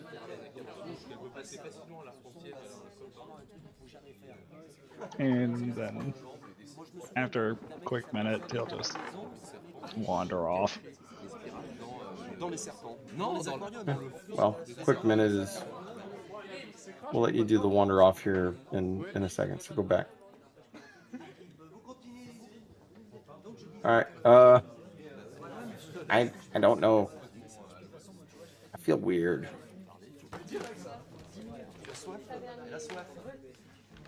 Krub? Your ear is just resounding with pain. She kind of sits back a second. It works. Like the green and the gold, like it really works for your complexion. Hold on. She pulls out the other earring from her other ear. You want it on the same ear or on either? Or on both? The other one will be fine. Oh, you're right. Symmetry is so important nowadays. You know, it's the style.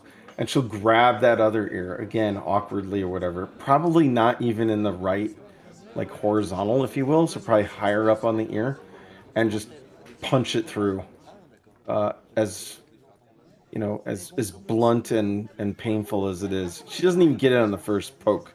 She'll have to poke a second time just to get it to poke through. Oh, thank you. But how does it look? Oh my god, it is fantastic. Sarah, look at him. Look at his earrings. They look great. They just look great on him. Doesn't she? Are you a he? He looks great with these earrings. Sarah, look at him. And Sarah is this girl in the center. And Sarah just turns, looks at him. You're wondering if she is as green as you. And then she power vomits right in front of herself. All over the table. I'm gonna get up at that point and head to the bar.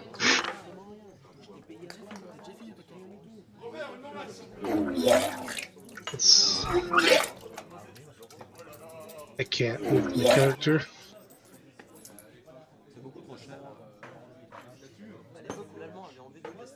I need a quick con save actually for Krub.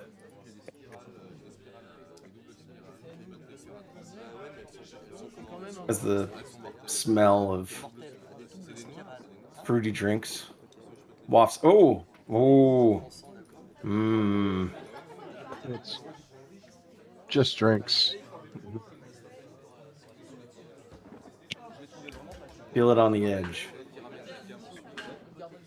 That you hold off on anything. Yep. Away I go. Gonna take my seat at the bar, and is there any napkins or anything on the bar? No. There's rags. Are they cleanish looking? Or do you need one? He'll hand one to you if you ask for it. Otherwise, there's not any just sitting there. No, I'm good. Okay. That'll be it.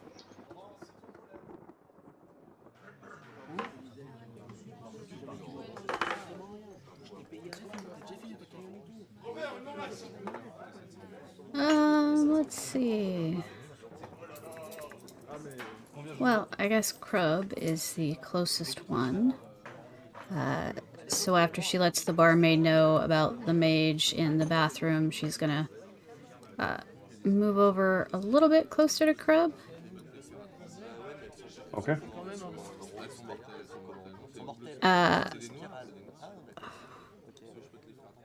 Does he look like he's in pain? Krub is staring forward right now into his ale.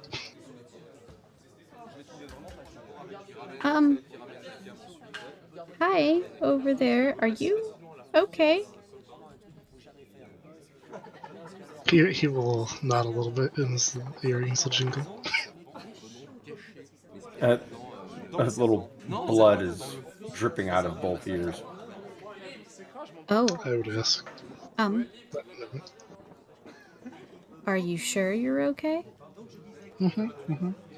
Just watch out for drunk people. You're telling me. Mind if I ask you a question? Sure. She's gonna move a little closer. She's gonna pull that slip of paper out of her shirt where she's been keeping it. Kind of show it to him, and then give him a smile. So, how's your night going? He'll turn to look at her. His earrings. It's great. After she lets him look at the paper a minute, she's gonna pull just enough of the boxers out to show him the fabric in her pocket and then stick it back in. So, what are you here for? Just drinking? Making new friends? Yeah. Talking to drunk people who nearly vomited on it. Do you see this suit? I do. It's a very nice suit. Did you get that tailor-made? I did, actually.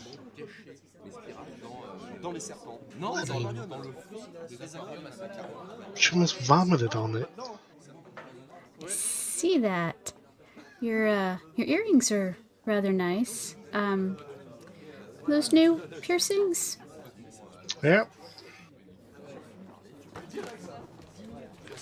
Fresher the better, they say.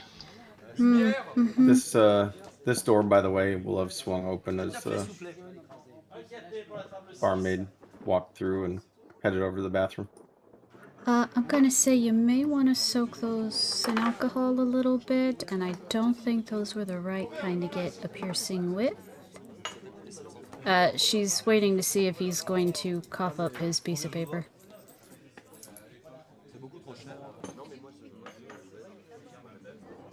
Does Krub cough up his piece of paper?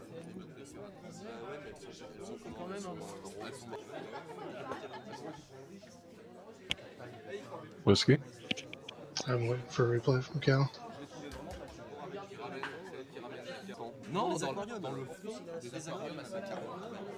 There you go. Yep. I'm just thinking. He will go into his shirt pocket and pull out his note. Show it to her.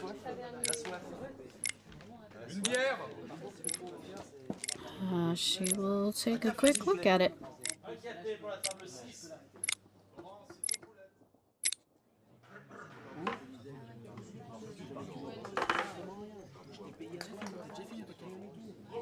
Okay. Let's go ahead and text her with it. Kenneth, Mm-hmm. more poker? Yep. Okay. I sent you a PM Oh. Sorry. last turn.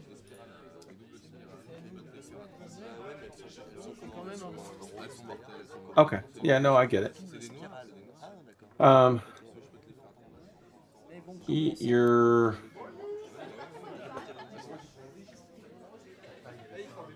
Okay. Let's do another hand. All right.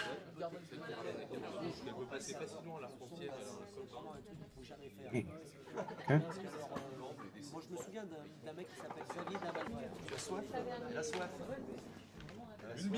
Kenneth is making small talk throughout the night. Okay. That one you'll win. I'm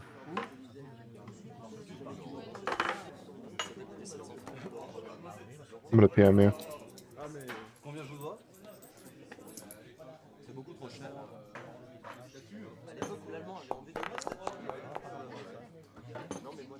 You win 4 platinum.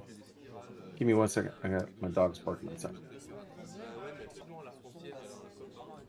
Sorry about that. No worries. Real quick.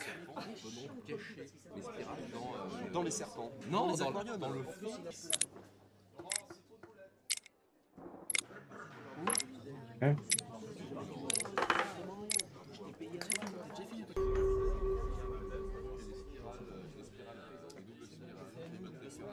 You win another round.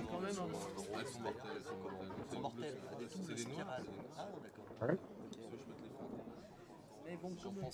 Snook.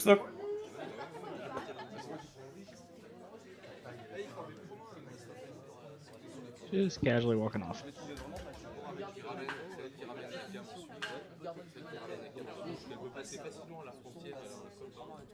Climbing up on a bar stool next to Lenora.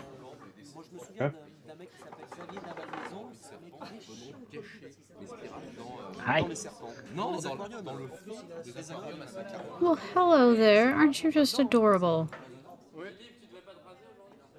Thank you. What have you been up to tonight? I learned a lot. Oh yeah? What'd you learn? You bitch guys are stupid. They certainly can be.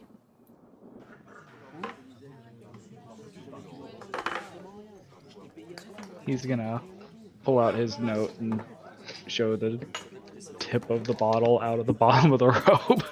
Ready to see those 2 inches? Oh, got me.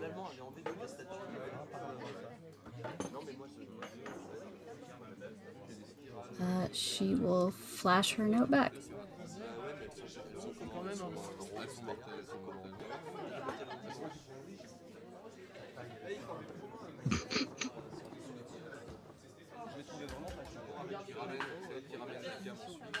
Snuks will nod a few times.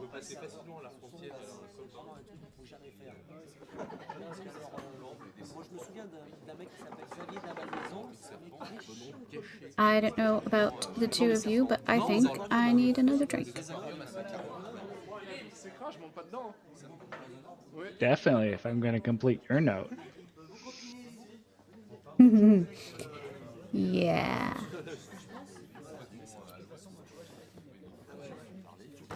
She'll wave the barmaid down to ask for another one of those cocoa drinks. Snuks will follow suit and ask for one as well. Okay. She pours Kind of drinks. perch on the stool and sit there. How much are the drinks, Cal? For which ones? An ale and The your one the barmaid fancy had coffee recommended. thing? Yeah. Uh, 6 copper for the ale and a silver for the fancy one. Okay. She will go ahead. Let's see. I've had 2 of the fancy ones, so she'll give her 3 silver. Thank you, my lady. No problem. These are really good, by the way. Behind her on the wall, a cuckoo clock will go off and show that it is 11 p.m.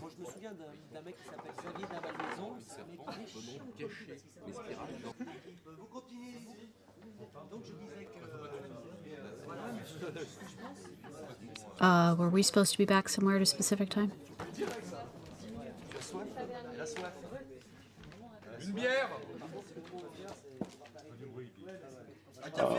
Good question. Spar, did you share that tidbit?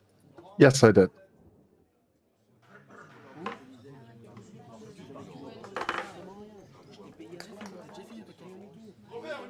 I'm assuming Mina is mentioning this because I don't remember.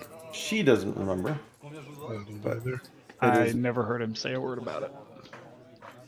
I can say with an absolute certainty that Kenneth would absolutely have repeated that. Do I remember if I said anything? That was 3 hours ago, man. I don't remember 20 minutes ago. Midnight. You need to. The game ends at midnight. Got it. I would have repeated that back, but I don't remember if I did or not.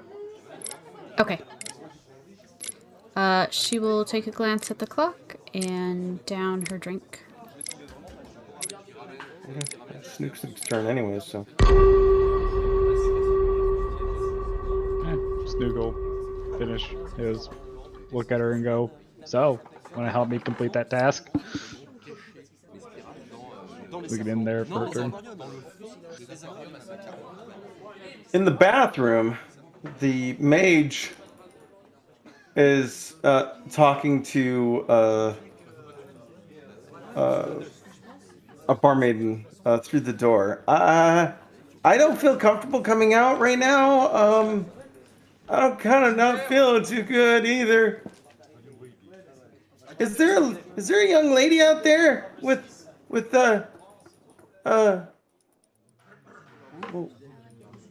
some extra clothing?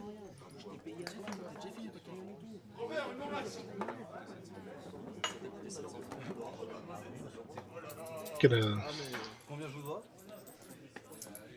head on over to Snuks. Gonna sit over here on this stool. Tap him on the shoulder and pull out my note from my pocket, my shirt, and show it to him. Just kind of look at him, and then put it away. I assume out of character it's the earrings. Yes. He'll flash his back.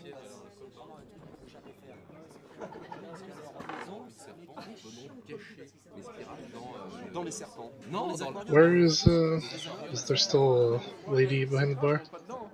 Yeah, she's right there.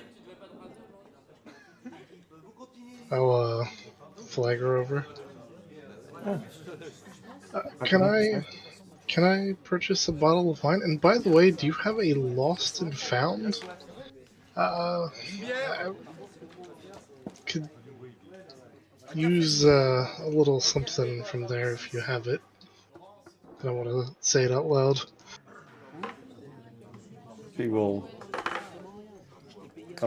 lean forward to the green bloody mess. What are you looking for? So I'll lean in closer and whisper it.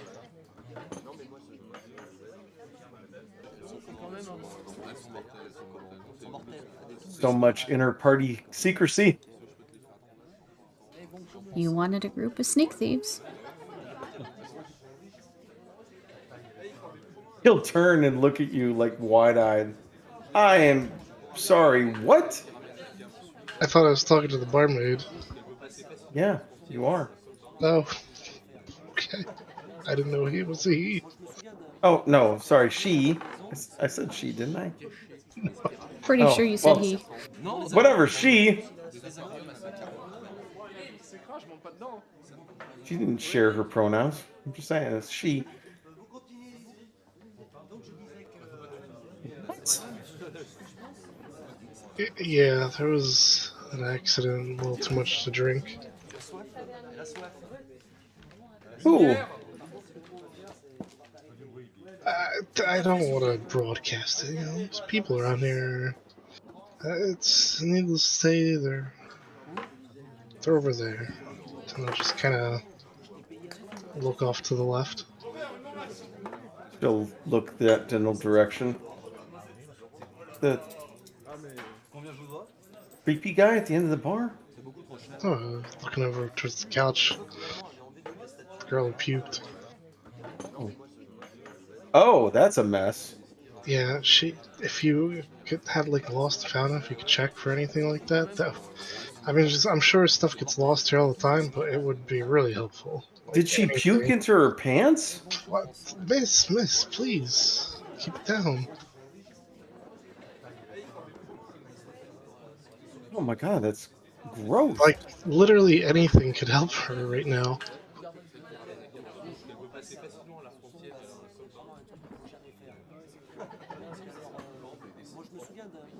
She will walk off and head over to the sick people.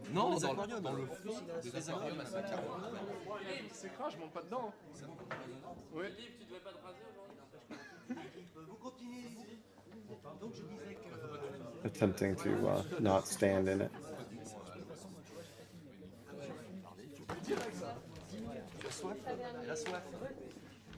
Une bière. Un café, s'il vous plaît. Lenora.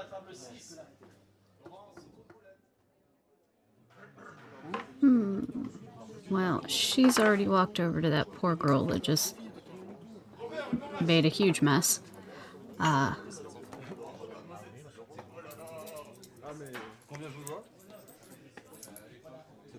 sure she ignores Snook. Sorry, Snooky, but you're gonna have to try a little harder than that.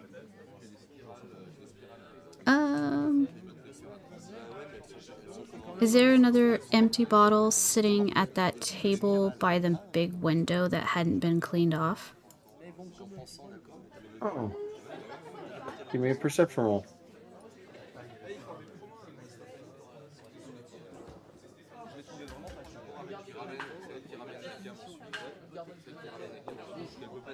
Oof.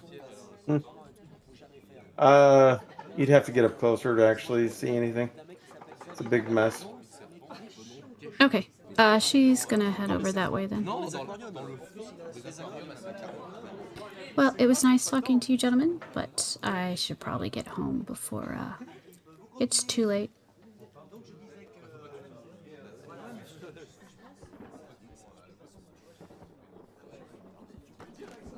Okay. She's gonna stand here to look out the window to see what the weather's like outside, and then also take a look at the table. Okay.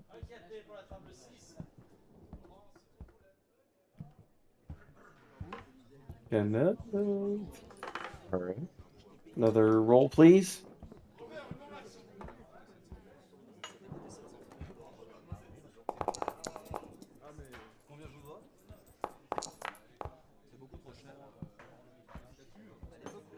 Man, you're on a roll. You won this hand again. I'm going to look at the... Did they finish the wine bottle yet? The bottle of wine? No, not entirely.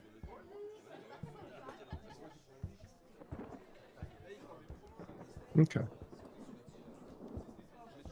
The one, they are pouring it amongst themselves, though. The guy in the corner who's lost has got not much else to do than drink it.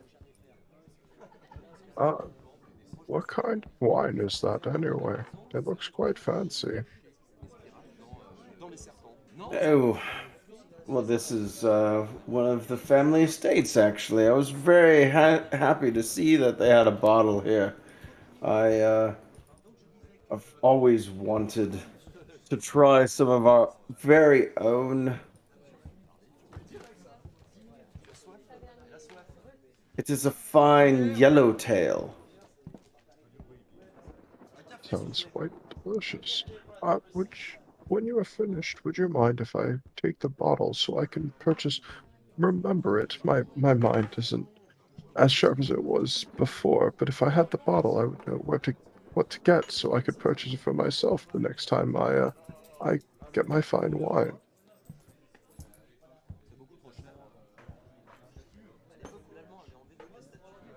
Well, for a good show, why don't you play another hand with us and Oh, I'll of pour you a course. glass. Of course, of course.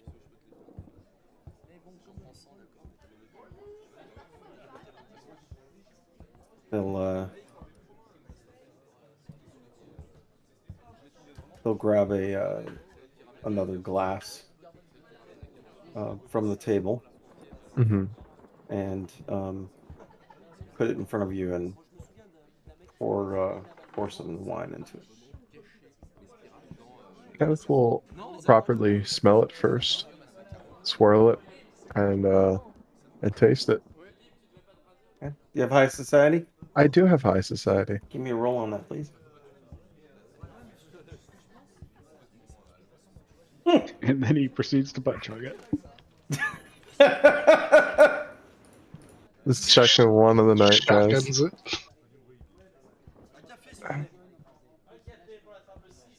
Oh, this is some good shit.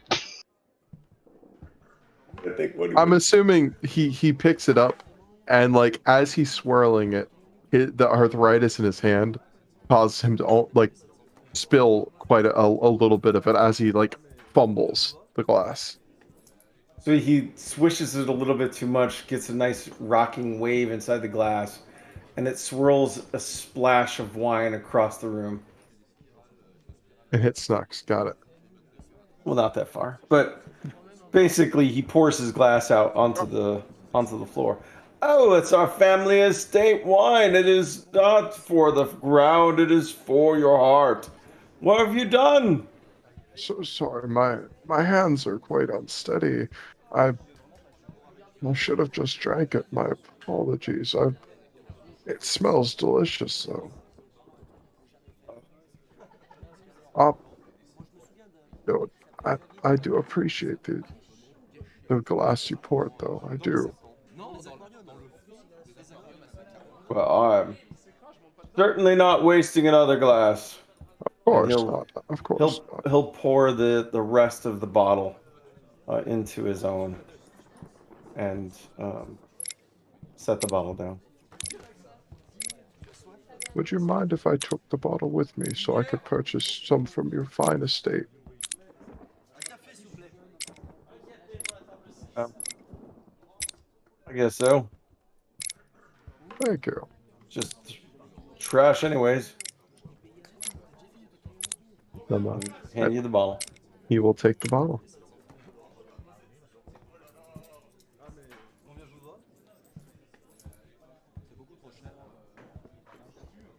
Snook, snook.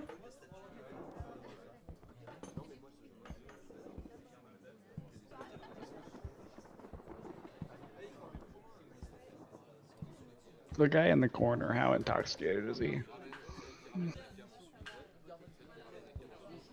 This guy? Yeah.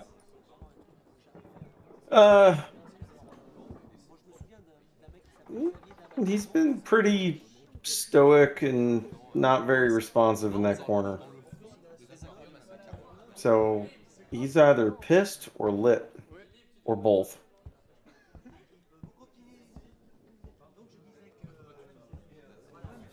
Okay.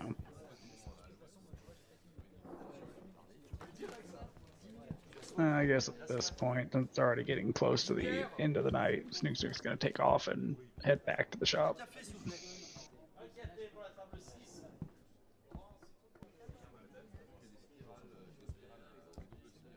I technically missed the mage, but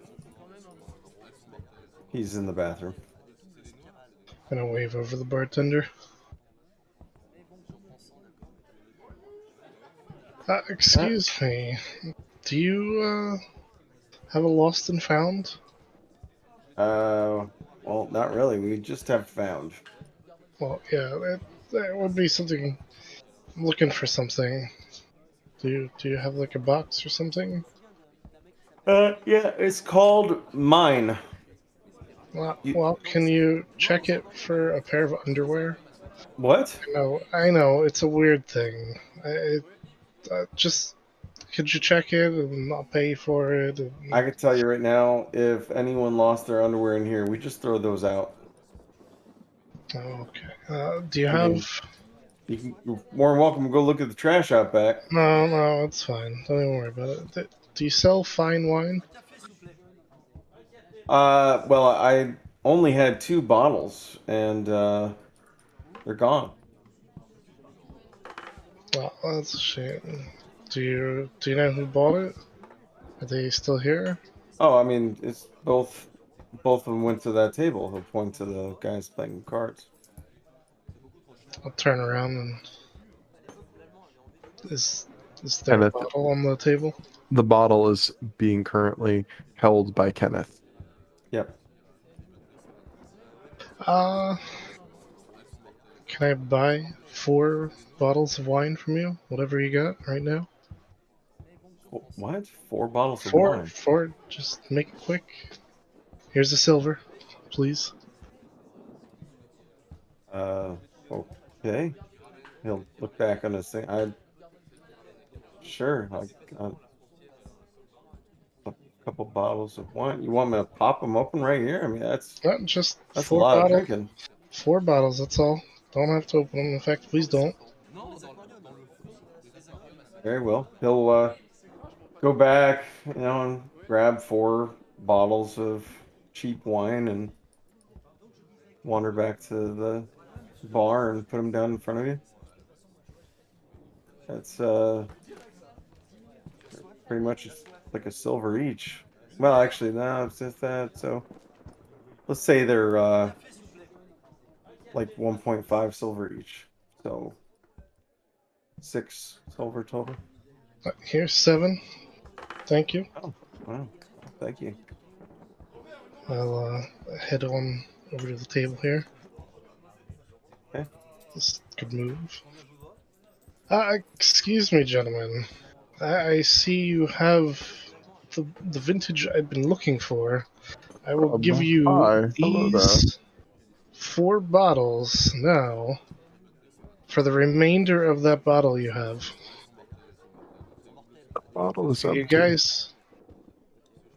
Oh, is it? It looks It like is. And it I'm, looks like there's some left. there's nothing left. One of the guys there will just lift his glass. Oh, I've got the remainder of it right here. Oh, The bottle is so I can go find it again, so I can purchase more. That's why they gave it to me. Oh. Sorry, but I can't help you. Yes. Okay. Thank you anyway. And I'll take my bottles of wine and head out.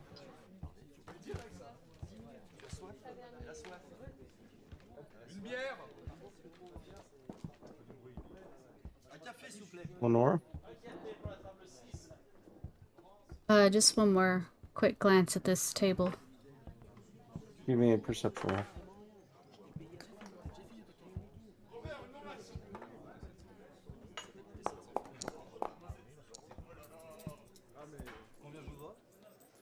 Eh, 15.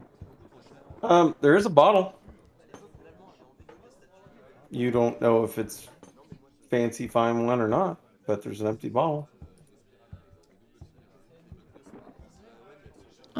walk over and just kind of pick it up to take a look at it.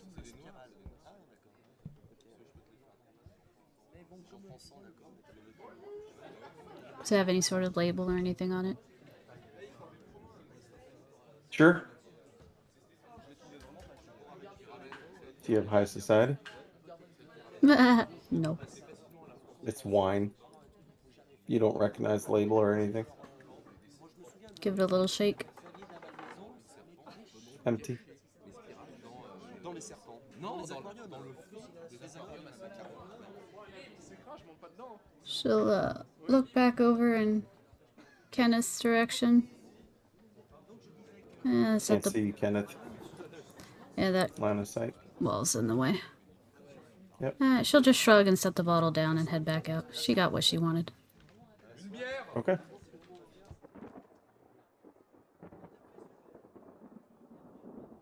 Night, gentlemen.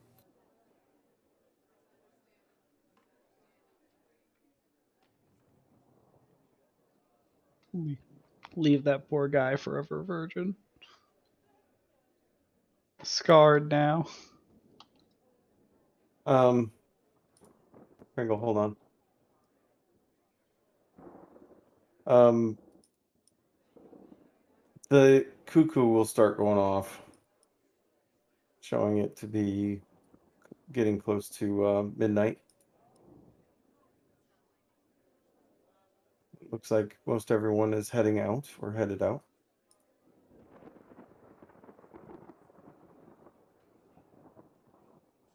And as everyone slowly makes their way back to the pen and paper,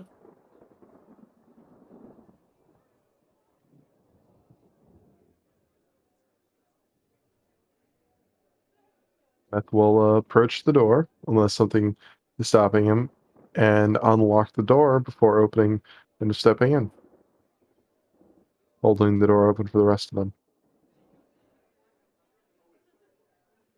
Sam is sitting back at the table. Snuks is gonna wait outside for Lenora to come by and wave her over.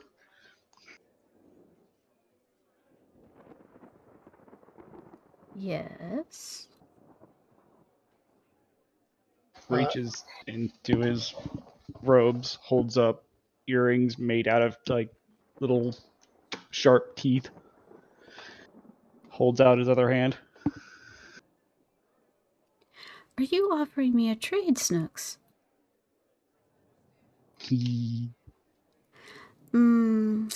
Unfortunately, rules of the game were from somebody in the bar, and I'm no longer in the bar. Nice try, though.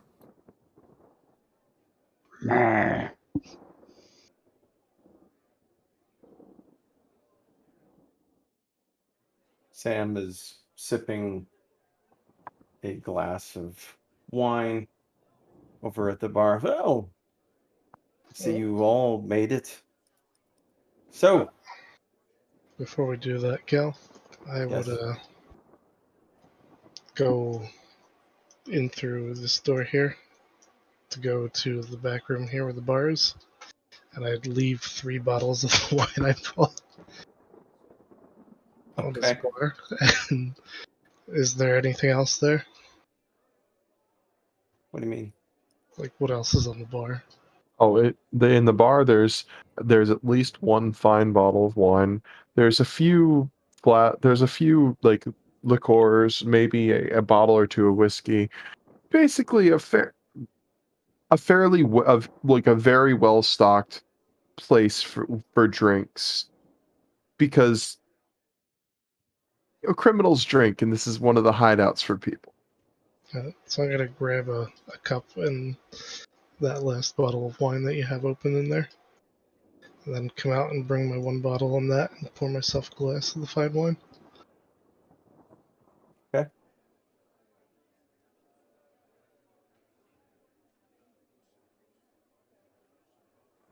Right. So let's see what everyone has. Angelo, you're first. What was your slip of paper?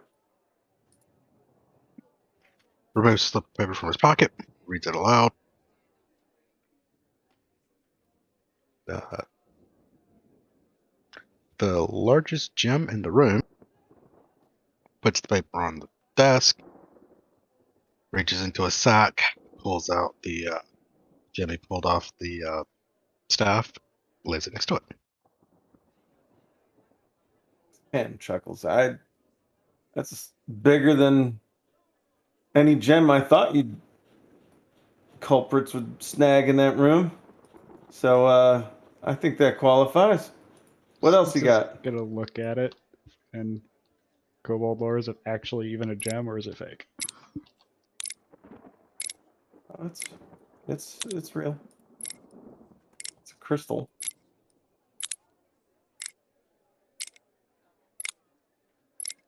I hear I still hear hear a the timer. timer. Yeah, I hear the timer, but I don't see. there's no encounter. What have That's you really done to us, weird. Cal? Are we in danger? Every 5 minutes for the rest of our lives? Fuck. And one of us dies. And what now? I mean, what is it gonna kick off anything? It's Or gonna start that's it? over in 5 minutes or in We'll four find and out a in half 5 minutes. minutes. Yeah, 4.5 minutes. We'll hear the countdown. Yeah. All right. Angelo, any other items? That's all I got. Kenneth? He will pull out a 10 platinum poker chip and set it on the and hand it to Sam with the note. This was the one I was forgotten. And then he'll pull out the bottle of fine wine. This is the other thing I got. Oh. Got a bottle of fine wine. Where's whose note is that from? Snuks will wave his note. It's from Snuks. Oh, interesting. All right, so you found two. Unfortunately, it was there weren't many people gambling there, so I had to acquire that one slowly. Well, you acquired it. Lenora? She will pull out her note and set it on the counter and then pull the boxers out of her pocket and toss them over onto the counter as well. You may want to burn those afterwards. Oh no, those are all yours. A memento. Yeah. Anything else? By the way, I thought that was one of the harder ones. I laughed when I wrote it. Did you like my little smiley face? Adorable smiley face. Fortunately, that's all I got. I don't know enough about wine. Well, but you do understand underwear.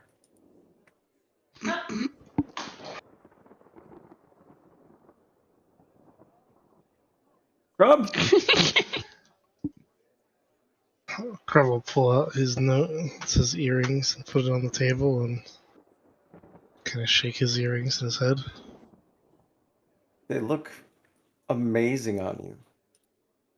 And I don't know about fine wine, but I know this is the most popular one sold, and wine should be determined its value by how much people were willing to pay for it, I would say. And he'll put his full bottle of wine forward. Well, nice try, Krub, but that isn't exactly what was on the paper for the wine.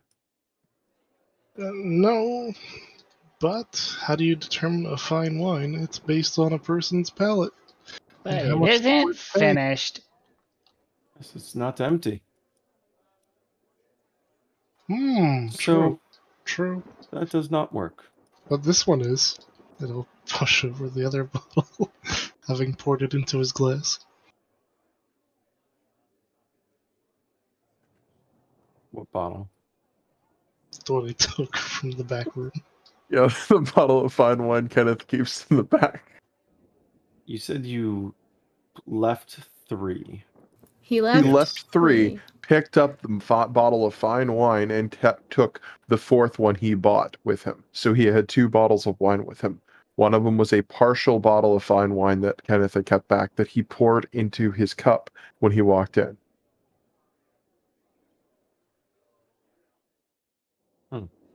And Well, unfortunately, that's not from the place. and he will open the wine he bought and start pouring it into the other bottle until it's empty. Creativity's got to count for something, boss.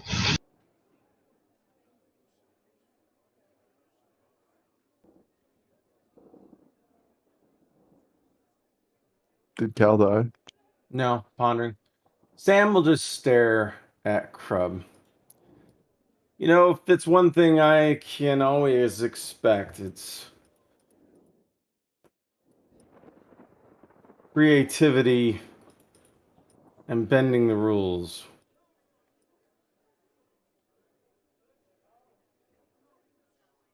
I'll give you a half point for that one. Thanks, boss.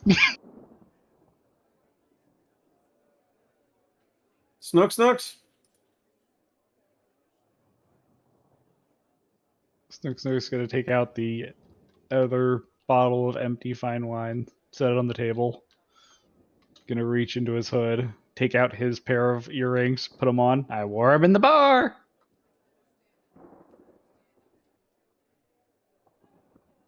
Sam has a moment of just kind of staring at Snuks.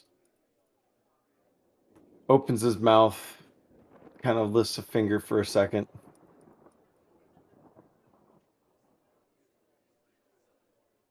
Damn it, that works. Okay. Hood falls back. There is a gigantic grin full of teeth. Boss, does that mean if I take my underwear off, I get another point? No, those no. had to be someone else's. Yep, it specifically said Darn. on that note, not yours. I'm gonna trade it. He'll let go of his belt. Sam will lift a hand up. Krub, I know how much you really want to win, but believe me, not gonna happen. Krub's the winner, boss. Sam will stand up, slowly clap. Well, more importantly, nobody died. I didn't hear the guards whistle. And it looks like you all had a little fun. I will say there was one other person in there who did seem to be casing the place. Talking to that gentleman at the bar, Mm-hmm. he did seem mighty suspicious. Like he could. It looked like it could be another family or another organization's man. I tried to keep a bit of an eye on him, but I was occupied with the poker game. I figured he was there to watch us. It's a possibility. Sam will tap his nose. Christopher, do you mind coming on out? Yeah.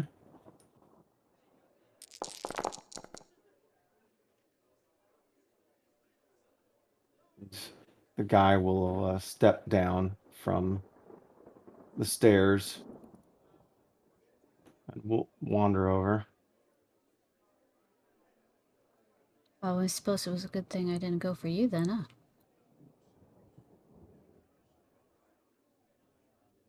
Oh, yes, Sam.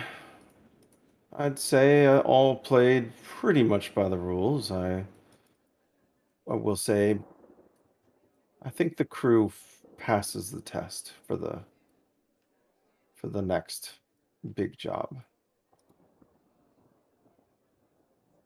And Sam smiles.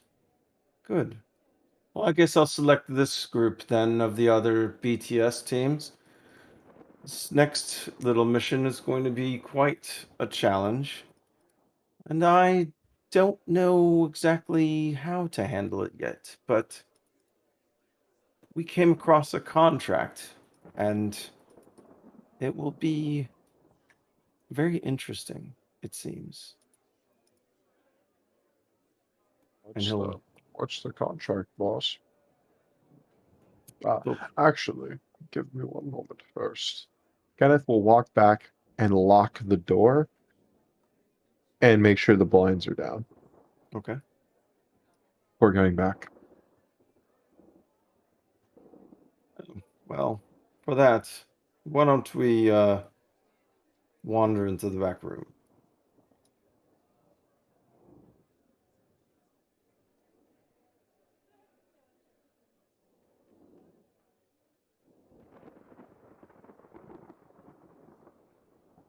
And he'll pull out a contract with a portrait. It's to assassinate someone in Landing. And he'll share a picture of a female.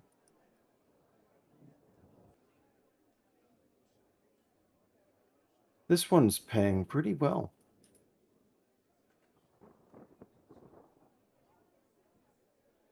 And that ends the session for tonight.